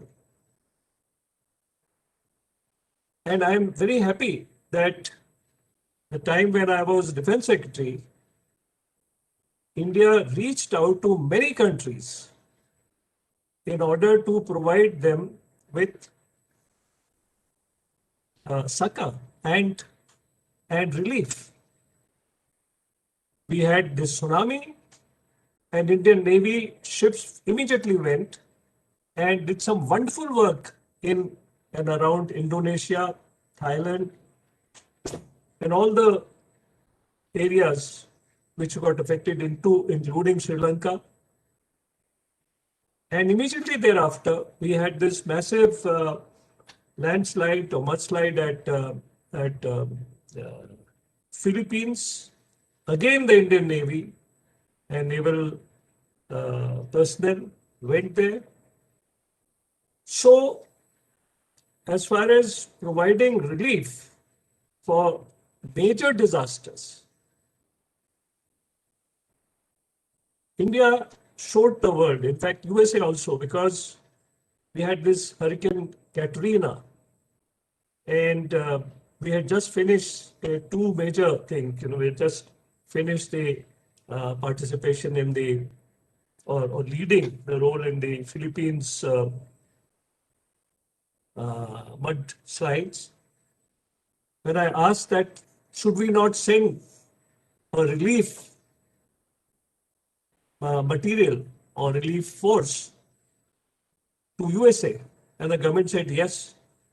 So 2 IL-76 were dispatched to USA to help USA with the dealing with Katrina. And that made the USA think that if not the armed forces, at least they should have a national force which could work in the disaster. Before that, before Katrina, they didn't have anything. And so India's ability to switch from defense into these kind of tasks by the defense forces was an eye-opener to the rest of the world. Underwater domain is a very, very crucial aspect. With 7,500 kilometers of our coastline, we are obviously sitting on a very large mass of, which is nothing but water. I mean, somebody said that water, and ultimately it is water on land. So you have deep sea, but Indian Ocean, the only country which can legitimately say that they have all the flavor of the Indian Ocean is India. And therefore, and not only that, huge amount of traffic, important traffic, strategic traffic, the entire oil, this thing goes from the south of India. And therefore, if there are increase or incidents of piracy, and we talked about Indonesia's problems, piracy is also another problem which they have. So if there's increasing piracy, the world first sees that what can India do? And Indian presence in the coastline of West Africa, East Africa, Northeast Africa, and the Middle East is extremely important. And so it is also in Indonesia, right up to the Sunda Straits. Now, without understanding the sea, and the architecture of the sea is very, very important, and therefore it would be very interesting if mapping of the underwater of the entire Indian Ocean is done so that we can legitimately have this as our backwaters. And then, like what Ambassador Ujit was suggesting, that we could sort of see Sunda Straits as a as an entry point also to the Pacific. But I am not at all suggesting that we should leave out Malacca Straits. In fact, if there is a country which has very close association with Malacca State, that is India, because of our geographical reason. We are sitting on the mouth of the Malacca State virtually with Andaman and Nicobar Islands. And in fact, we should concentrate also on developing naval infrastructure, large-scale naval infrastructure, not just the Andaman and Nicobar Island command, but also the ability to maintain ships and do a whole lot of underwater domain exercises there, so that we know everything whichever is happening in the Malacca Straits. In fact, the country which will be extremely sort of harmed if Malacca State is not operating is China, and we should know that. So we should be able to control or have our presence there, so that we are able to see that what goes in, what comes out, what is there, and we are tracking by all methods, including subsea methods, should be there. And in fact, this role of, again, I mean, we set up immediately after the tsunami a huge amount of information things. Now, what can be done through the non-defense technology can be easily also used in a dual role for military usages. And we should be tracking. And there's absolutely no reason why we should not have, right from the beginning, an ability, or rather a task of tracking all the offensive vessels of China and also of our friend Pakistan, so that we know exactly where are they and what are they doing and what is their intention. In fact, when I was Director Navy, like I said, that law of the seas, and then we had the setting up of the Indian station at Antarctic. I also came to be a friend of an officer called Commodore Arogyasamy Paulraj.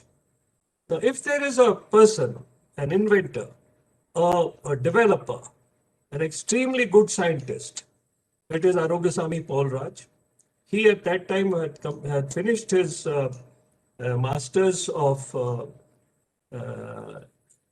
engineering from IIT Bombay, and he was in the process of designing sonar. Then DRDO requested his services, and he joined DRDO to further develop the sonars, and then Bharat Electronics, where he made the sonars. And from that time, Indian naval ships have sonars designed and made in India. And Arogyasamy Paulraj, my second term when I came back to Delhi as Joint Secretary, he had completed his term and he went to USA as professor in Stanford University. And I have been to Stanford many times. Arogyasamy Paulraj is one of the leading scientists and designers. at Stanford, not only Stanford, of the world. He has very large number of patents.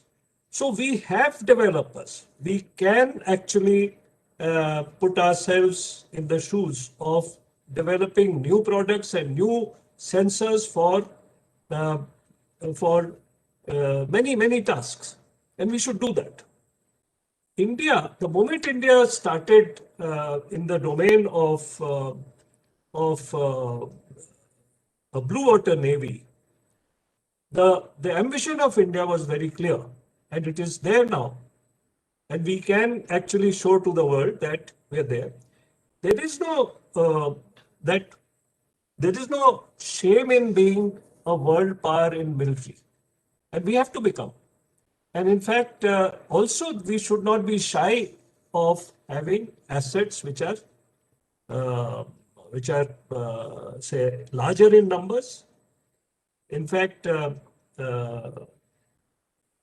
in my other role after Defense Secretary, I was Deputy NSA, and we were trying to put all the assets for our strategic forces, and there we are waiting for the real triad to actually come, and we put in, and Admiral DSP Verma was a main stakeholder and an actor in that. And I'm very happy that India's presence in that sector is there. But what I want is larger numbers of this thing. There is absolutely no reason why India should constrict itself. Hard power has to be there with us, and hard power is not something which can be brushed aside by the people who say soft power is very important. Soft power is important, but without hard power, soft power is meaningless.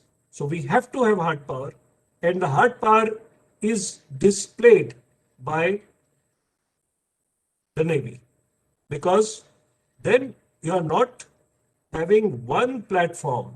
Your platform can be at many thousands kilometers away.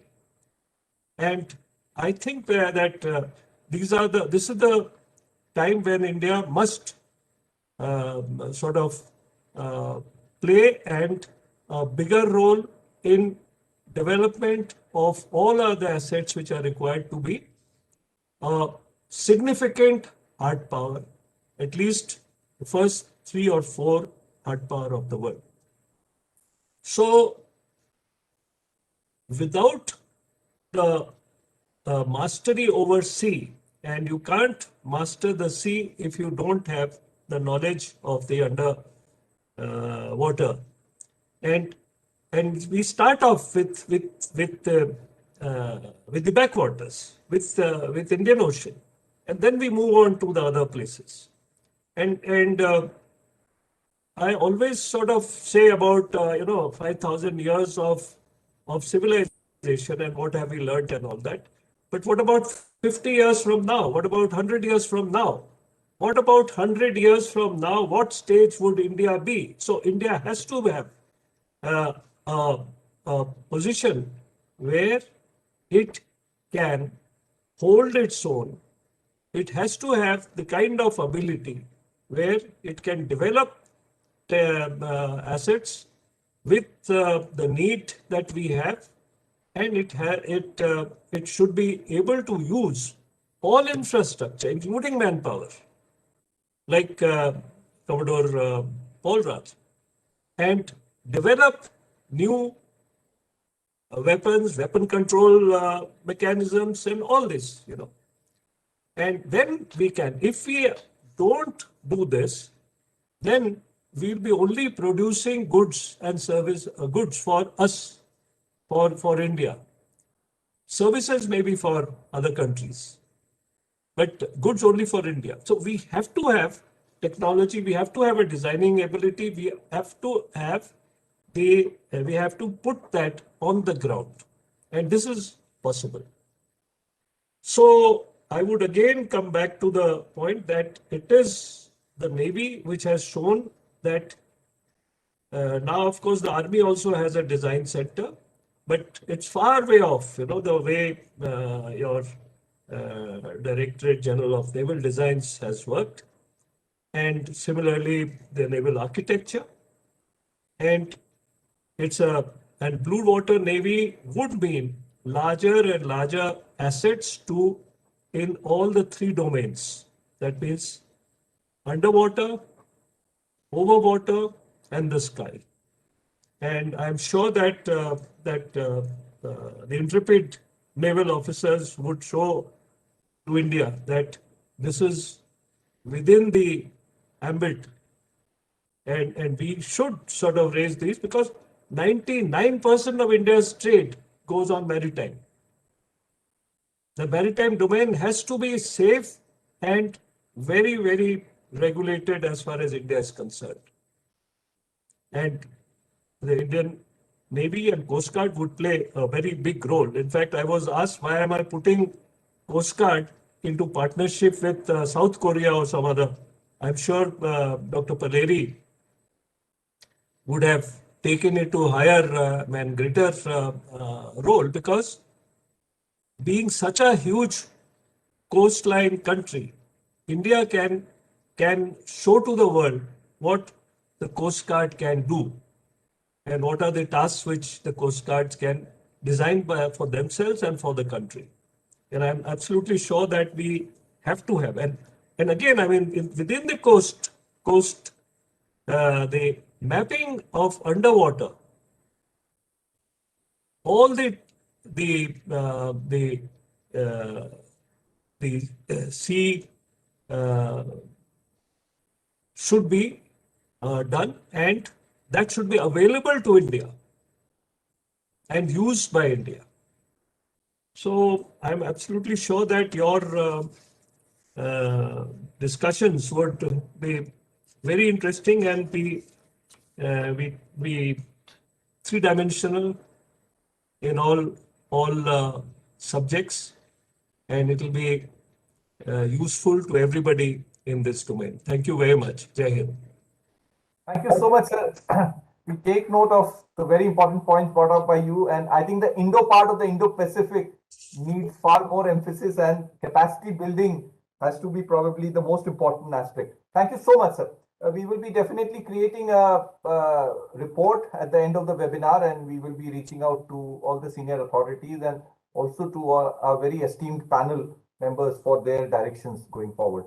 I have a message from Admiral Shekhawat, sir. I have not been able to get outgoing audio for some reason. Please convey my appreciation to all the outstanding speakers, every one of them, some familiar faces, others newly discovered. They have brought wide and differing perspectives on the topic, and these views should be conveyed to the highest authorities for examination and action. Sir is there in the webinar, but he's not been able to convey because of some audio issues. Thank you so much, sir. Now we have a very special session before I call the last speaker.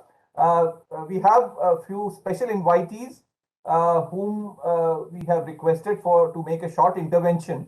And starting with Admiral DSP Verma, sir, who is our MRC advisor on technology, and sir has had a very, very distinguished career in the Navy. He was the Chief of Material before he retired from the Navy.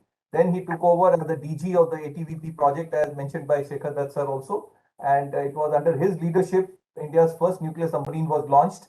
And I have been getting sir's guidance for over 2 decades now. Thank you so much, sir. Verma, sir, please. Well, I think it's good evening to all now. We started with good afternoon. It is actually, thank you for calling me over, Arnab, as a special invitee.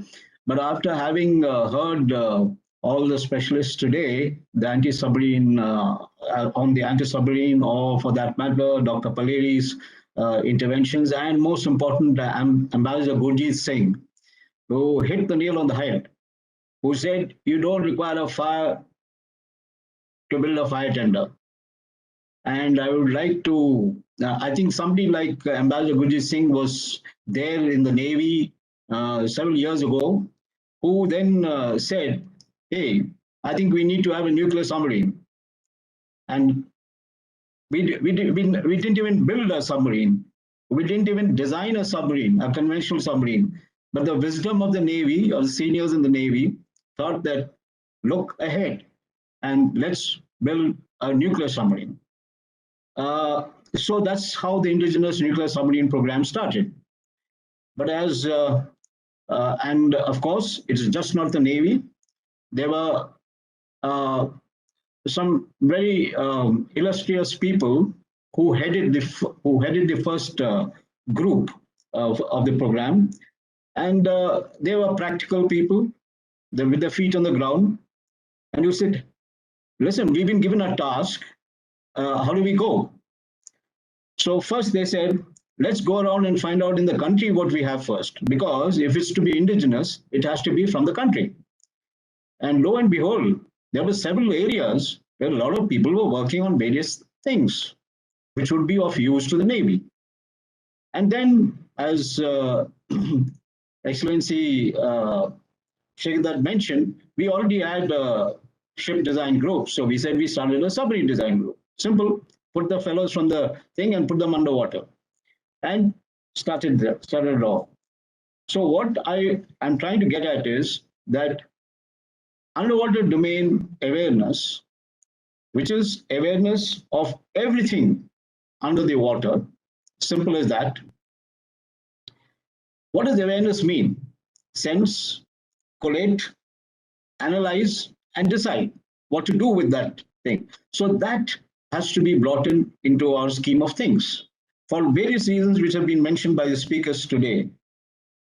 And so one would think that how can one do such a massive thing? Well, I just mentioned to you that nobody thought we can, design, manufacture, produce an Indian nuclear submarine. And as days went by, the Navy said, "Why didn't you make it strategic?" So we had a strategic submarine with a strategic missile. So there you are. Never designed a submarine, but designed, built, manufactured indigenous nuclear strategic submarine. I mean, that's the capability of this country. Everything existed in this country. And of course, luckily, this is most important, the will, the political will, right from the day it started till the end. It did involve getting a lot of stakeholders together. As I said, fortunate that we had some excellent leaders in the beginning, who could guess, the various issues, mostly egoistic issues which come up in turf wars, etc. That was laid to rest as early as the 70s when this program started. And therefore, we were all equal stakeholders, because a submarine can't come out without a propulsion plant. It cannot be a strategic submarine without a nuclear missile. And then you have to have a submarine. So all three of us were equal partners. And also it was clear that this is a new elephant. How do you go about it? So in the academia was involved. This is a nice a program which can be replicated in the UDA, because we had the academia, we had Indian industry, because we were told indigenous. You'll be surprised, Larsen and Toubro didn't build a ship, but they were a main submarine builder. It's just like how the Navy had never designed a submarine, but then we designed a nuclear submarine. So it was basically the will of the industry, will of academia. We had all the IITs, and of course, the DRDO for their missile and other capabilities, all put together, and therefore we could do. So can we do that for the UDA? Yes. What do we do? First, look around in the country, see what is there, because you don't have to invent everything. You'll be surprised that today the second nuclear submarine, which you'll probably be seeing in the waters today, is 85% to 90% Indian. Everything that was imported in the first submarine, or which was given to us, because obviously, when you're on such long thing, take, what do you call, countries would like to give you knowledge, but they would also like to give you equipment. So you took the equipment, and as good Indians, we started like in Jalandhar, reverse engineering first.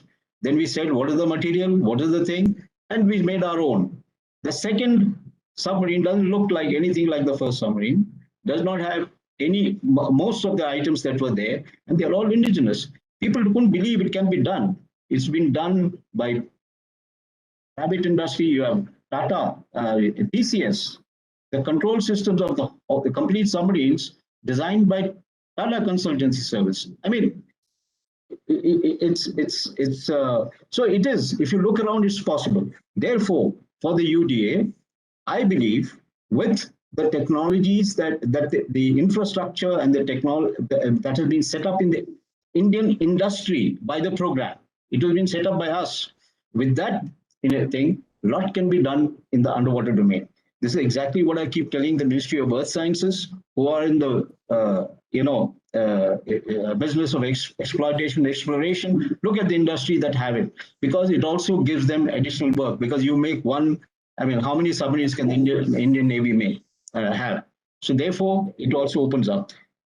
But how do we handle that? As I said, go around, find out which university, what is happening. Lots happening. Drones, there's that. Lots of happening, or universities are doing. It's not necessarily a thing. R&D is going in various public sector thing, which I'm aware.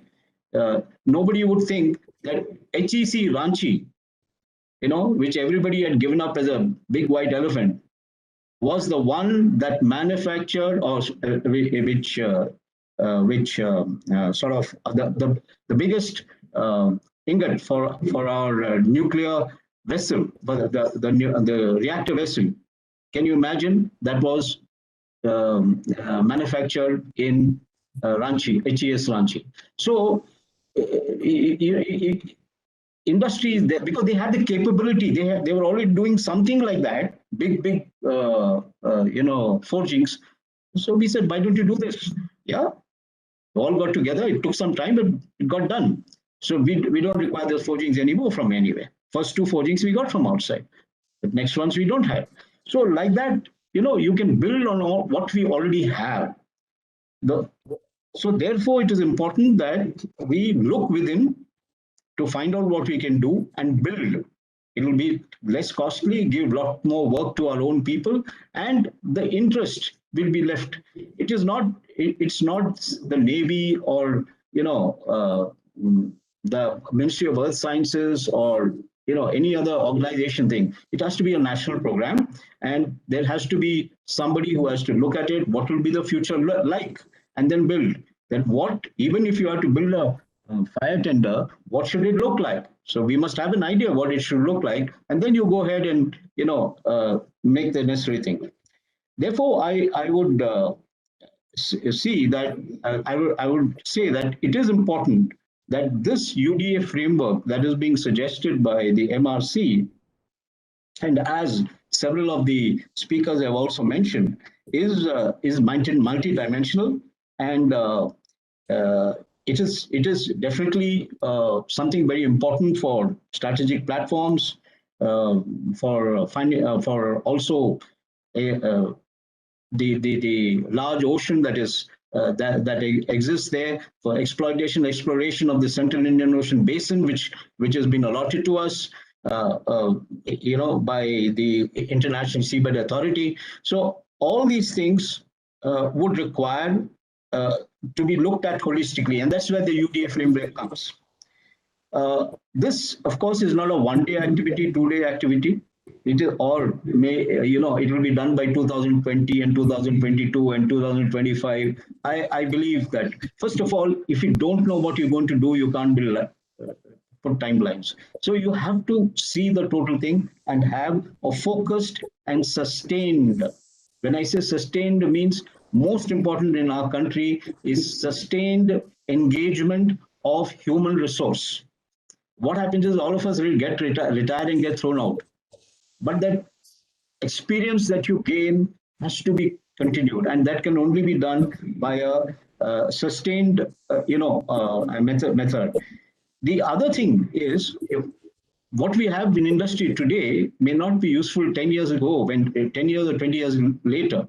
Therefore, there has to be the experimental R&D, which has to happen, and which has to overcome these challenges which we are going to definitely have in the tropical waters. Secondly, as we all know, with change in climate, this direction, the challenges are going to be different year by year or decade by decade. So this has to be a continuous effort. And lastly, none of this can be done by some government agency or Bharat Electronics, or for that matter L&T, or some one figure or one thing. It has to be, as I mentioned, since it requires R&D, it requires academia, etc. You must have academia industry partnership. Everything that has Excellency Shekhar that said, the Navy went in for academia industry partnership, with the user being a central part of this group, because the user can't stand out and say, you make this for me. He has to be part of the program. Similarly here, when we went for the nuclear program, it's manned by naval officers and scientists together, right? Headed by, of course, a bald, retired naval officer, maybe to bring maturity to the whole organization, but that's it. And so you have to have user academia industry partnership. And what do you want to do in this? You have to have, aim is clear. Acoustic capacity and capability building. That is it. Now, capability, like I said, what was the nuclear submarine program's charter? It was the charter, as I keep telling, which the Arihant was a byproduct. But what was the charter was to set up the design capability, manufacturing, building capability, and not only for a platform, but for the equipment. So you had to go to design agencies who could design equipment for you, which would go there, then manufacture it with the thing, make the material, make the set up this thing for the materials that will require, the infrastructure that will be required. So all this was, and of course, where do you do after do all this? What you do? Obviously, once you design to make a platform. So that's how the Arihant, I would call it a byproduct, because that's the first of a thing. But that's what the sweat and this thing of a whole lot of people. Of course, Governor Shekhar Dutt was also very closely involved with me when I was the DG ATV, because I'd go with him for at least sorting out, because being part of the Navy, and especially the workforce, etc. I would go to him and we'd get things resolved. So therefore, my take on this is the UDA is not a thing that is going to be several years ago. It should have been there, right? Okay, doesn't matter. If you say the fire is already there, but do we know how to go about doing something good? Yes, we have models in the country. Let's do it.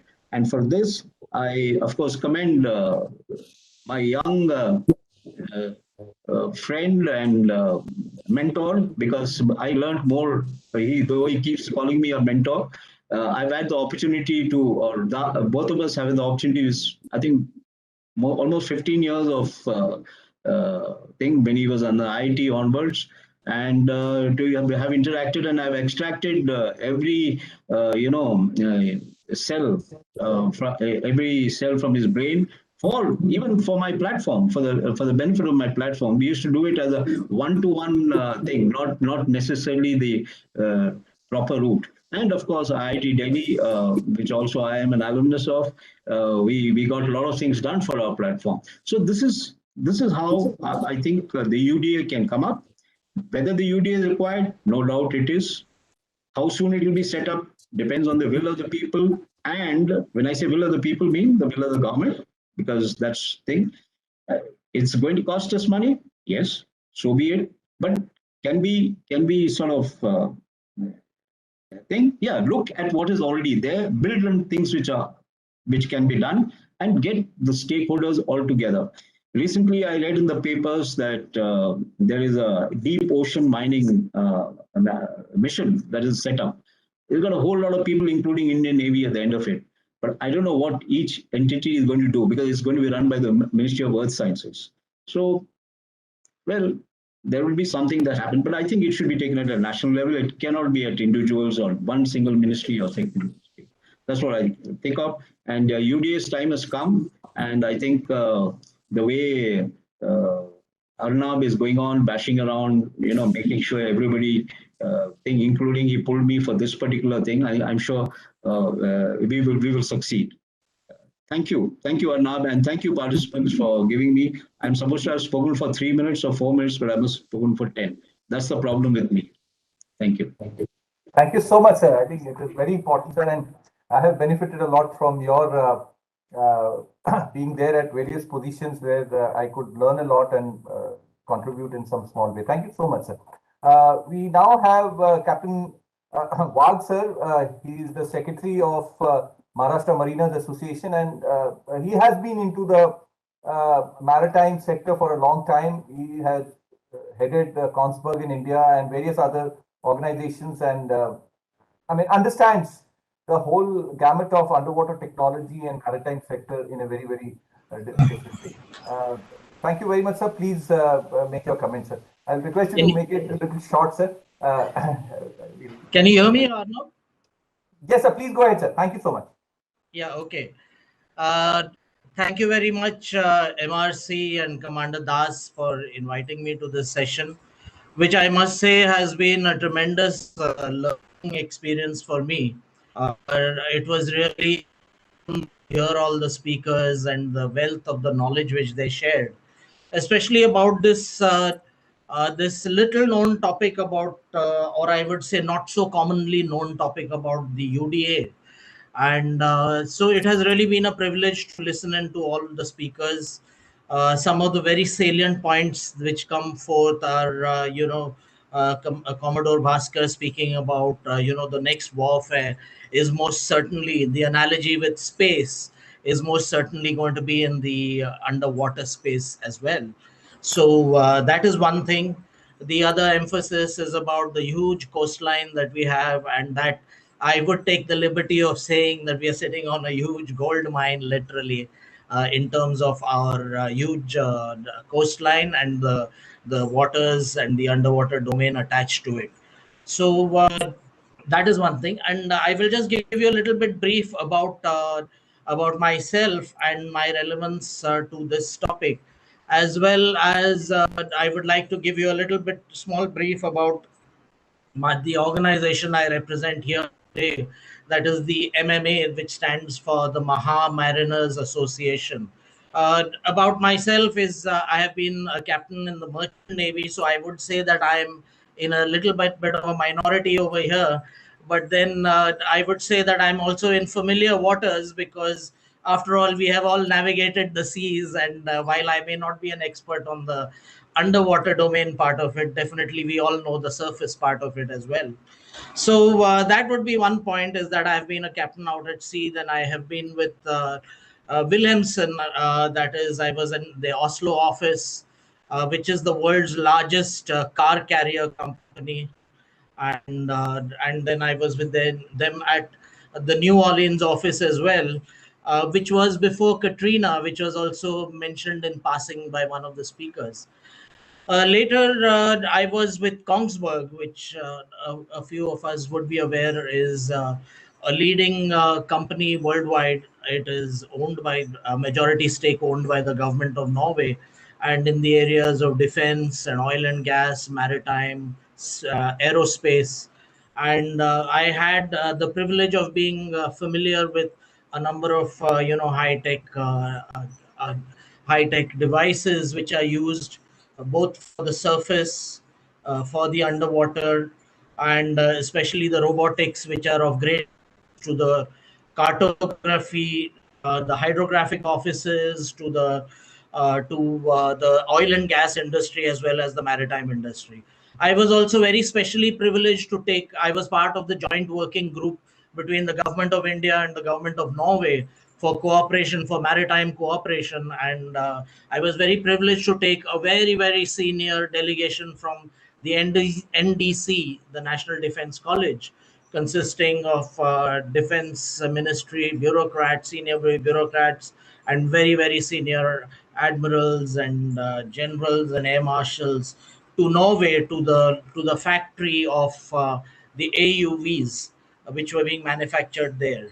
So I let me say that I did have some brush with this kind of institutions, and subsequently now I have my own organization. I have a joint venture with a Norwegian company where we supply maritime surveillance systems for the ships, as well as we have a joint venture with the Korean company, which is working very closely with the government of South Korea. And we actually have a very big event called the KOMTS, the Korea Online Maritime Trade Show, coming up on Monday. So I would request you, all the participants, to please Google KOMTS on Google it, and it will take you to the website. Please sign in, log in, and then you can see what it has to offer. It's a proper international trade show. Having said that, now let me bring you to the organization, as I said, that I represent here today. That is the Mariners Association, the MMA. The MMA comprises of over 500 master mariners, or captains as would be known in the common parlance, and we are more or less spread out all across the world. We have come together and networked for the sole purpose and objective of assisting each other, of course, through networking, but also with the objective of bringing forward our youth, especially those from the so-called interiors, or the so-called rural areas, who are absolutely unaware, let me assure you, of even the surface aspects of the maritime domain, leave alone the underwater domain. And we are, all of us, we are firmly convinced that unless we bring forward the pride which we have, which we should have, rightfully should have, in our great maritime tradition. I myself have been to the Harappan site of Dholavira, about 5,000 years old, and we were a very, let me assure you, I will not describe it, but very advanced society at that time. We were a very smart people. We are a very smart people, and it is our mission to instill that kind of pride and that kind of spirit in our youth, especially those who are not privileged with those kind of connections which will get them into strategic positions, but those who will work probably in the maritime domain, and also as we work together with Commander Das in the underwater domain area. All the technology, let me assure you, gentlemen, is unless we have the best of us and the most motivated youth to man them, to come forward and to build this great country. We are on the right track, but we need this kind of fuel to take this country forward. So all I will say, I will end my speech and say Jai Hind to that. And I hope my feeling and sentiment is echoed across this forum. Thank you so much, sir. Thank you so much. I would now request Shalini Singh, ma'am, from the Capital Goods Sector Scale Council. Ma'am actually balances the gender. We have not been gender neutral for some time, but thank you, ma'am, for joining us. And I think ma'am joining us is a very important thing for the webinar and the MRC journey going forward, because skill, I think, will be the next big thing. Probably it may be bigger than education in the country. So thank you, ma'am, for being very supportive, and we've had very close interactions on multiple issues related to UDA, and ma'am, you have been extremely encouraging in every way. Thank you so much. Please make your comments, ma'am. First of all, good evening to all distinguished guests here. And I thank Commander Arnab and Shri Talreja ji for inviting me and speak in company of such high-profile audience. And it's been a great privilege to learn a lot and insights about UDA. for us, a common person, though we know, but we don't know the real sense of UDA, which is now a very critical importance in today's blue economy. Not taking much of time, and just to give a little background of Capital Goods Skill Council and set the context right. Council is basically an industry-led body under Ministry of Skills, established in 2013. Now, the council has been promoted by FICCI and Department of Heavy Industries, and as on date, we have a mandate of identifying skills in this sector. Not only identify skills, but train the fresh graduates and certify the workforce. We do a reskilling. This is under 14 subsectors of Capital Goods Sector Skill Council. We have been allotted, the 10 sectors compromises of capital goods, which includes metal forming, machine cutting tools, plastic machinery, and so on and so forth. But to mention a little more importance to the 4 subsectors that has recently come with Capital Goods Sector Skill Council is, defense equipment manufacturing, shipbuilding, ship repair, and homeland security and firefighting equipment. These are the 4 subsectors that has been given to Capital Goods Sector Skill Council. And under this flagship of now, we will be working very closely with Ministry of Defense, Ministry of Shipping, and Ministry of Home Affairs. Now, and we also work to identify the skill requirement on the emerging technologies, which is not restricting to only the skilling part of it in terms of the level 1 and level 4, which is entry level, but also on the emerging technologies, which includes Industry 4.0, which is need of the hour at this point of time. I was just wanted to mention, very thanks, as rightly said by Vice Admiral Verma sir, that a very important element is that we need to build up the academia industry partnerships, and this is where the Sector Skill Council is aimed at. Now, looking at what we have in our board sits are these organizations, specifically to the defense. If I talk about Bharat Electronics, Rolls-Royce, Audience Factory, Bharat Forge, Bharat Dynamics, BHEL, and so on and so forth. These heads of these organizations sits on a board, and the idea is to understand what is the skill gap and what is the skill requirement in this industry. So there, where we come in, we have signed up with MRC. The major objective is to, as I said, to identify the skilling requirement in under domain awareness, develop human resource through training and creating pool of skilled workforce. This is a very important element. Whatever we discuss, we need a pool of skilled workforce in the right technologies that is required. This is one. Secondly, we also look forward to spread maritime domain awareness, spread of knowledge, skilling, including establishing global standards. That's another area that we would be collaborating with. We also look for build competency, capability, and capacity for skilling, provide quality assurance via affiliation, certification, and accreditation. We would also work together in developing and establishing a center of excellence, which is to serve as a technology demonstrator. Though Ministry of Skills and Ministry of Shipping have initiated skill development in ports and maritime sector, there's still a large chunk of maritime and ocean segment which has largely gone unnoticed. And that's the reason the idea of joining hands is to spread maritime domain awareness through various technical workshops, webinars, exhibitions that we jointly look towards to do with MRC.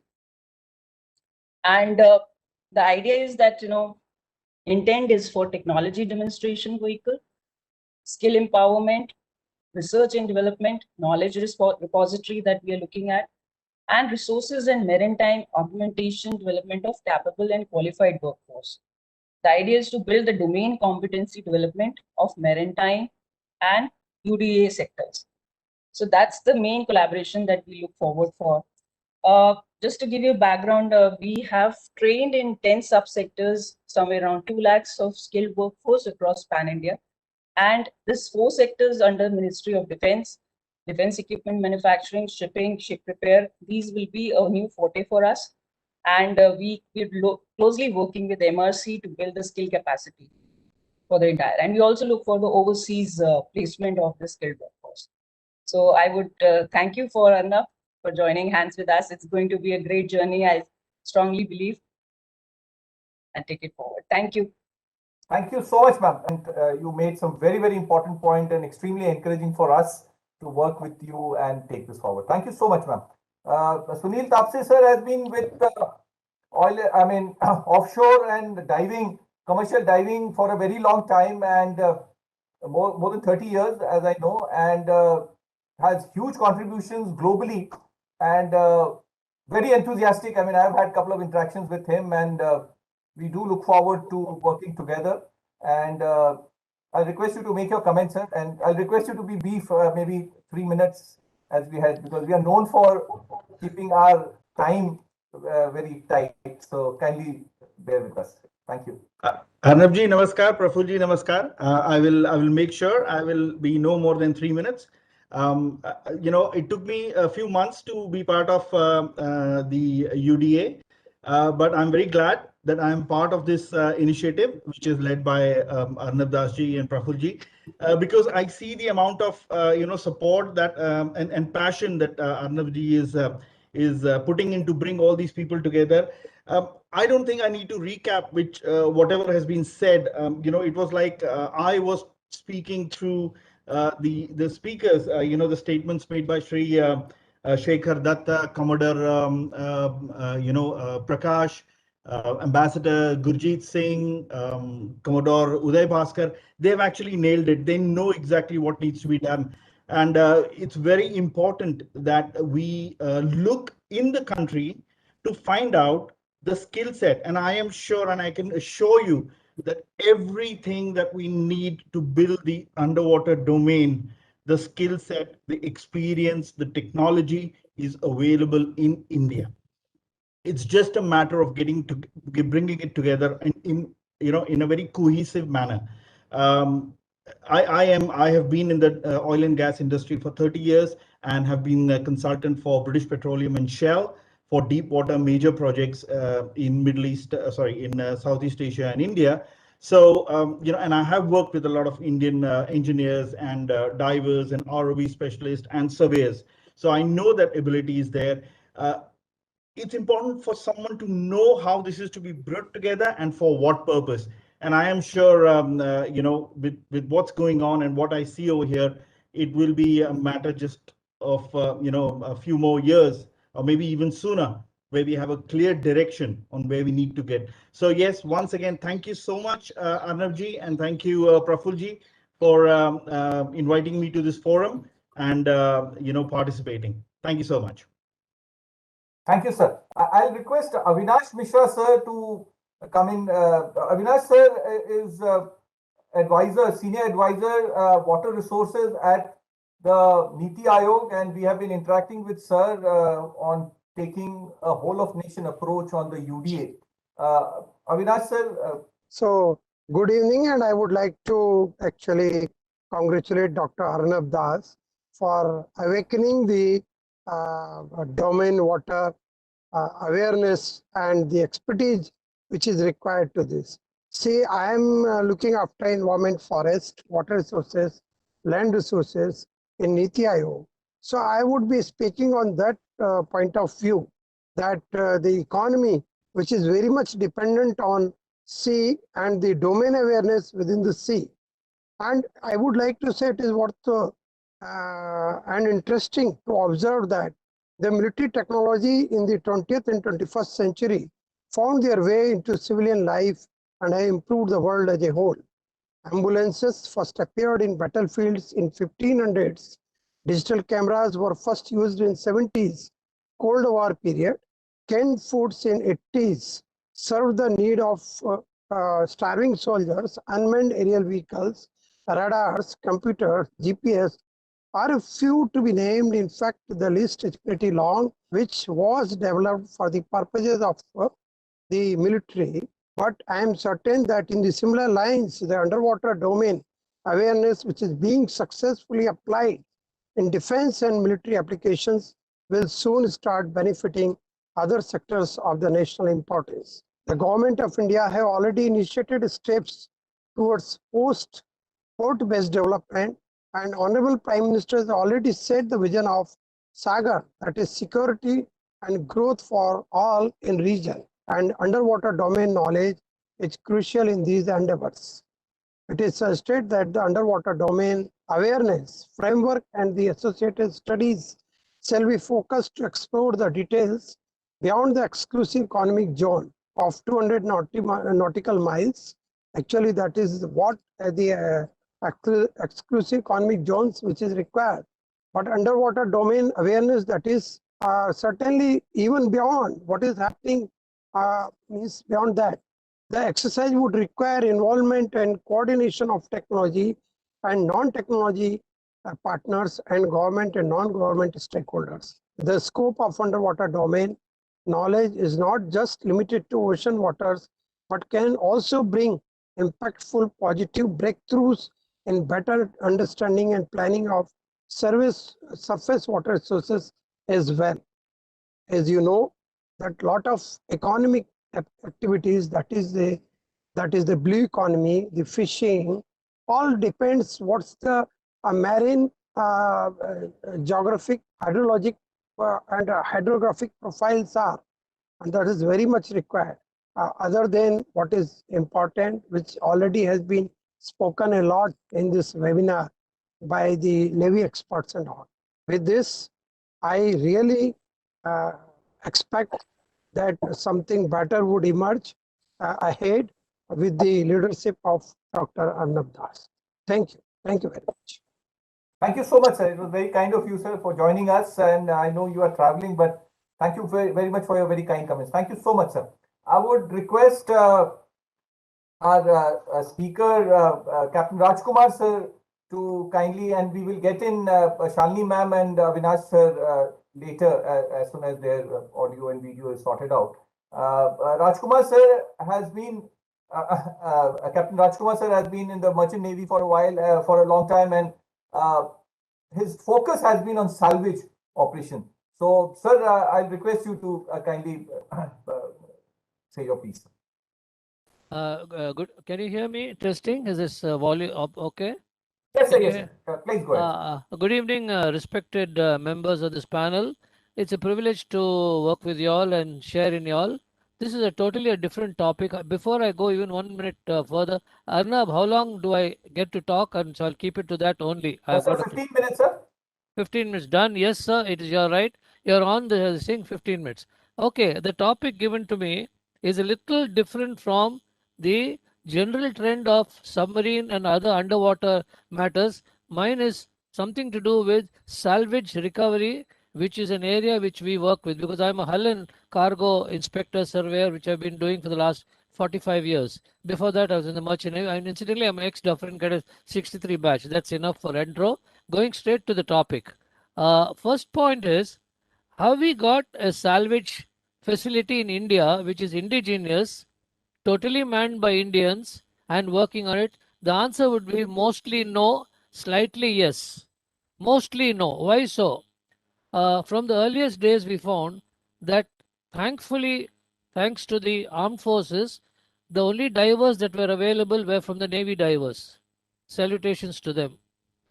The only tugs that were available were the portress tugs, which were totally inadequate. They were not suited for this type of role. We must understand that salvage is under the worst conditions. I'm going to take 3 case studies. The time is 6:30, just a little before 6:30. I'll cover it very quickly. The 3 cases I'll take across is Amoco Cadiz, 1990s. It was an eye-opener of what not to do. I'll take you to 2021, the New Diamond, which is a textbook case of what we should have done. A marvelous story across just off Sri Lankan coast, where a VLCC had a setback, accident, fire, explosion, whatever it is. I've got the details. Anyone wants it, it's all on the YouTube. Amazing thing is, Smith Tug was able to tow that craft from east of Ceylon all the way to Middle East safely, despite it being a VLCC. I promise you, my colleagues and I who are in this industry would never have believed that you could have towed that new diamond, a VLCC, which some of it was underwater, in the sense, not sorry, into the water. The draft had deepened and she was not in such a good condition. But I'm really saying one thing with a lot of sincerity: Smith Tag, I'll stand up and salute them. It's one of the most amazing salvage jobs done to my knowledge. Because you must remember, very few salvage jobs are successful. If you take some of the earlier cases, and the recent one, most recent, is Pearl Express Plus rather. It has been a marvelous job. Fullest credit to whoever coordinated. It was between the Navy, Coast Guard, the Sri Lankan services, and some government of departments. And whatever said and done, 11 days, I saw the photographs. We all know that media can give a slant which is not always correct. Media slant totally taints the whole subject, and we read something which is not technically correct because media may not be able to convey the technicalities and the marine purpose. But here, one of the wonderful things was the whole incident was covered by the Air Force videos, and videos and photographs don't lie.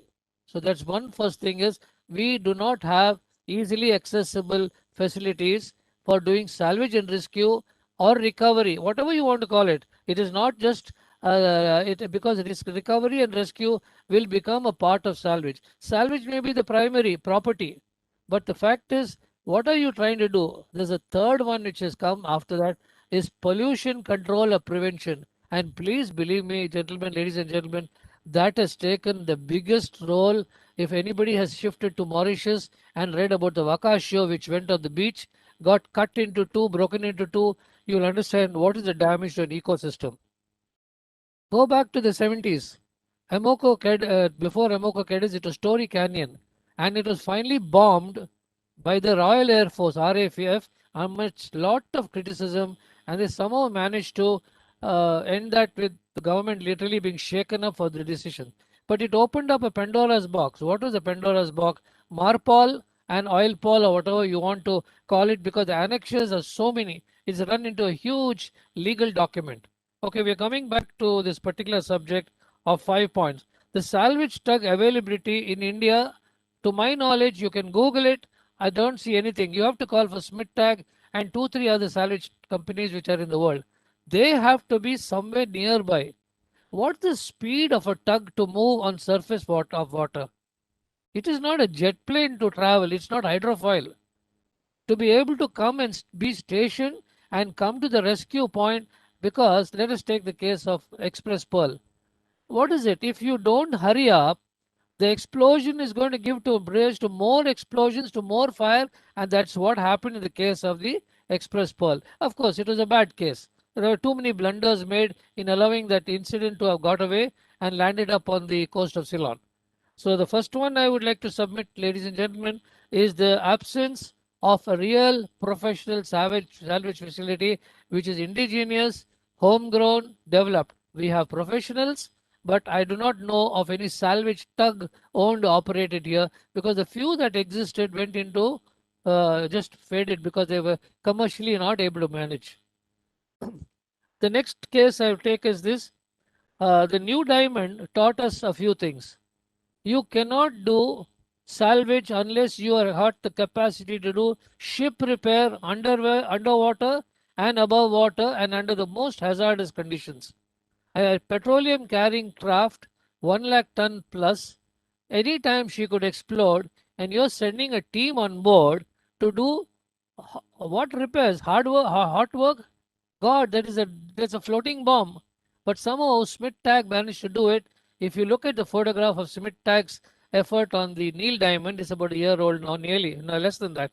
You'll see that the stern has settled into the water considerably, but it had also a huge cut, which is about 2 meters, and it was taking in water in the engine room, yet they were able to pull off the tow to go all the way to this thing. The 3 cases I'm putting before you all, because when you go home, this would be worthwhile reading, because they have got a ton of textbook, no, practical hands-on experience.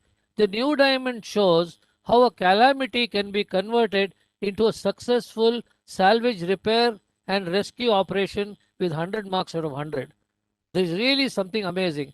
the express pearl, which proved that if you delay salvage, you may never be able to pull it off. Really a serious matter. And finally, everybody knows the express pearl finally settled at the bottom, which became what is called a constructive total loss. Terrible business. The last third points now coming to the risk of the casualty from being a salvage craft or somewhat you can pull it out. No. In the case of the Express Pearl, she settled down in the bottom and rested. It becomes a horrid hazard to navigation. How are you going to manage this? Right on the coast, it becomes a navigational hazard. You can't pull it out. You cannot do much with it. And the entire lot of containers are going to become the major ecosystem problem. This is one of the worst lessons of this container accident that we have seen. Okay, then 3, 4. Oil pollution control.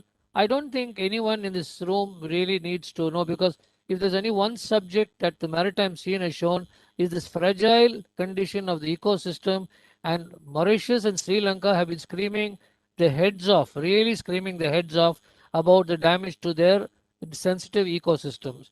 And for which, what is the answer? Oil pollution control measures, recovery, all that is not the answer. It is prevention really, and that's not so easy. Despite having double hull tankers and whatever else, we still have this from bunker tanks.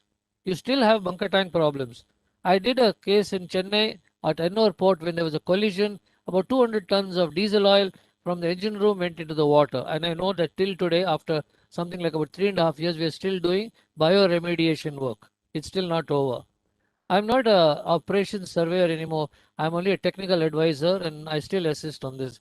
5. And now, one more guys I will last give you. It is not the petroleum cargo alone that has opened up serious challenges for us, but the hazardous goods cargoes carried in containers, which today appears to be as serious, if not as difficult to handle, like this one in the Pearl Express Pearl was, what was it, nitric acid, the original. Then they found out there were other containers which were having all kinds of DG goods. DG is dangerous goods. Hazmat is the acronym, hazardous material. This is a subject by itself. I think I've finished about 10 minutes or 12 minutes. To summarize, we do not have a salvage tug available on either of the coasts. It is not there, to my knowledge. I've been in this industry for a very long time. 45 years in this same job is not a joke. And we are wondering, why is it that with this huge coastline, we don't have at least one on East Coast, one on West Coast, if not ideally 4. 2 on each coast would be reasonable in my opinion. The second one, a huge force which is trained for this work. Really, today it is salutations to the Coast Guard, the Navy, the Air Force, and various forces which have put their hands together in amazing teamwork, coordination. I stand up and salute them, because the last few cases I've seen, it is only these services which have come up and did this yeoman service, excellent service. If it weren't for them, if you see the photograph of the Air Force planes dropping that firefighting chemicals, the piloting of that craft itself must be quite a hazard with all the smoke and the heat. You have to go down, you have to swoop in low, take a dive, and bomb the correct spot. Otherwise, no use putting the chemicals into the sea. They're precious chemicals. They're brought from various places. So I would say it is a high technique, not only technology, high technique, skilled, high skilled professional area. And I wish them well. I pray to God that in the future, we develop the service with a lot more respect than we give it now. We can't think of salvage systems when you have a blazing fire off your coast, or when you have a pollution threatening you. Please, let us be clear. Have something which is well prepared and organized. Even if it is starting, please get it going.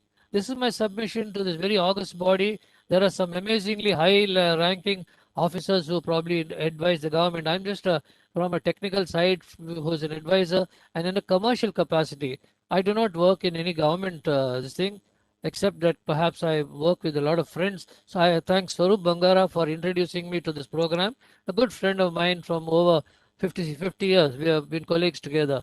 On this note, I will conclude. It's absolutely a little ahead of time. I would like to give Arnab the benefit of a few minutes. Like they say, make it short, sweet, crisp, concise, and the message should have gone on, because this salvage is a missing component in our maritime industry. It is missing on the coastline of India, and I pray to God that you get it going. Jai Hind, salutation to all of you. Thank you. Bye-bye. Thank you so much, sir. You really brought out some very, very important points. And sir, we will be in touch with you and we would like to take this forward because without the salvage part, I think under UWR SAR cannot happen. Thank you so much, sir. Prafulji, your last words. Namaste. No, I can't have last words at all. It's too vast a subject and I'm a novice in this field. But it's been great associating with the MRC. I've been there since inception. It's an honor and privilege and a very to propose this vote of thanks on the subject of the anti-submarine warfare and underwater search and recovery, a new perspective based on the underwater domain awareness framework. First of all, I'd like to thank and express my gratitude to this august audience and all the esteemed delegates for having graced this webinar with their presence. Thank you so much. I extend my deep gratitude to the Honorable Chief Guest, Sri Shekhar Dutt, the former Governor of Chhattisgarh and former Defense Secretary. So you mentioned about Dr. Commodore Arogya Swami Paul Raj. Yeah, I would take this opportunity to introduce Commander Das to you. I mean, you all know him, but I would like to reintroduce him in a very different way. Dr. Commander Arnab Das comes from a very pedigreed lineage, which was started by Dr. Paul Raj from IIT Delhi and the collaboration of IIT Delhi and the Indian Navy. So Dr. Paul Raj was the first person and Commander Das is the fifth in line. Unfortunately, and maybe for a larger reason, larger purpose, all these five gentlemen who are from the Navy have been lost to the Indian Navy. They have quit for whatever reasons. But the greater tragedy is that India has lost all five, four out of them. They have gone abroad, migrated. Dr. Arnab Das is the fifth, and he's the only one in this domain who is still in India. I say that he's a national asset, which we all should use to the benefit, and we should put the whole of nation approach and support this initiative which he has taken for creating the underwater domain awareness. Recently, an article was published, a paper was published on the need to create an inter-university center. And IUC is a very unique mechanism in our education system started by the University Grants Commission. And we had 8 IUCs in India. 4 of them are in education, and rightly so. Education is very important for getting people up the social ladder in this country. And there are 4 other IUCs. 2 are in the atomic sciences. One is in atomic science and the material sciences. And the other one is in Pune, which is the Inter-University Centre for Astronomy and Astrophysics. And the 4th one, the latest one, is on yogic sciences, just been announced, which will be set up in Bangalore. Why am I telling you this is that we need to create an IUC because of the global commons. You know, the Americans believe that if they can dominate the global commons, there are 4, 5, there's a big debate whether there are 4 global commons or 5 global commons. I take it to simplify things as 3. The blue waters, our territorial waters are not beyond 12 nautical miles. Then you have the blue waters, outer space, and cyberspace. The Americans believe that if they can dominate these global commons, they can ensure American dominance for the next 200 years. We have created these commons are so huge that it's impossible to really control them. So that's why the Americans talk about dominance. We have created an IUC in in outer space, which is astronomy and astrophysics. But there is a gap there in our system where we need to create an IUC for underwater domain and cyberspace. And what is an IUC? An IUC is where all the universities of India and the IITs come together and pool their resources to create a center of global excellence. And it's very important and in national interest that these two IUCs be created. One on the underwater domain, I can speak because I've been associated with the underwater domain for the last 4 years. And on cyberspace, because as part of the Indian delegation to Israel on cyber security and on homeland security. So it's a very important thing that we create these two IUCs. I would urge and seek all your support from every one of you, and especially the chief guest, to see to it that these things do happen. Thank you, sir. And I would like to especially thank Commodore Uday Bhaskar, who was very kind to us when we met him in March and very, very encouraging. Thank you, sir, for your starting, for your opening remarks. Thank you to Dr. Prabhakaran Balleri and Ambassador Gurjeet Singh, whom he might not remember, but I had met him in Hyderabad when we had a closed door session which he had addressed. Thank you, sir, for your very problem-solving attitude and your approach. A very big thank you to all the special invitees, especially Admiral DSP Verma, who's very closely associated with the underwater domain awareness initiative. Sir has been a mentor to us and has been guiding us very, and taking a lot of interest. He always says that if we can build a nuclear submarine, a submarine is the most complex piece of equipment ever built by human beings. And he says that if we can build a nuclear submarine in India, why can't this nation do it? There is nothing this nation can't do. Thank you, sir, for your encouragement. Captain Sanjeev Bagh, thank you, sir. You are not a minority. The blue economy is very much part of the underwater domain framework. It's a very important, it's as important as the security thing. I come from the logistics sector, and 90% of global trade goes by sea and the waters.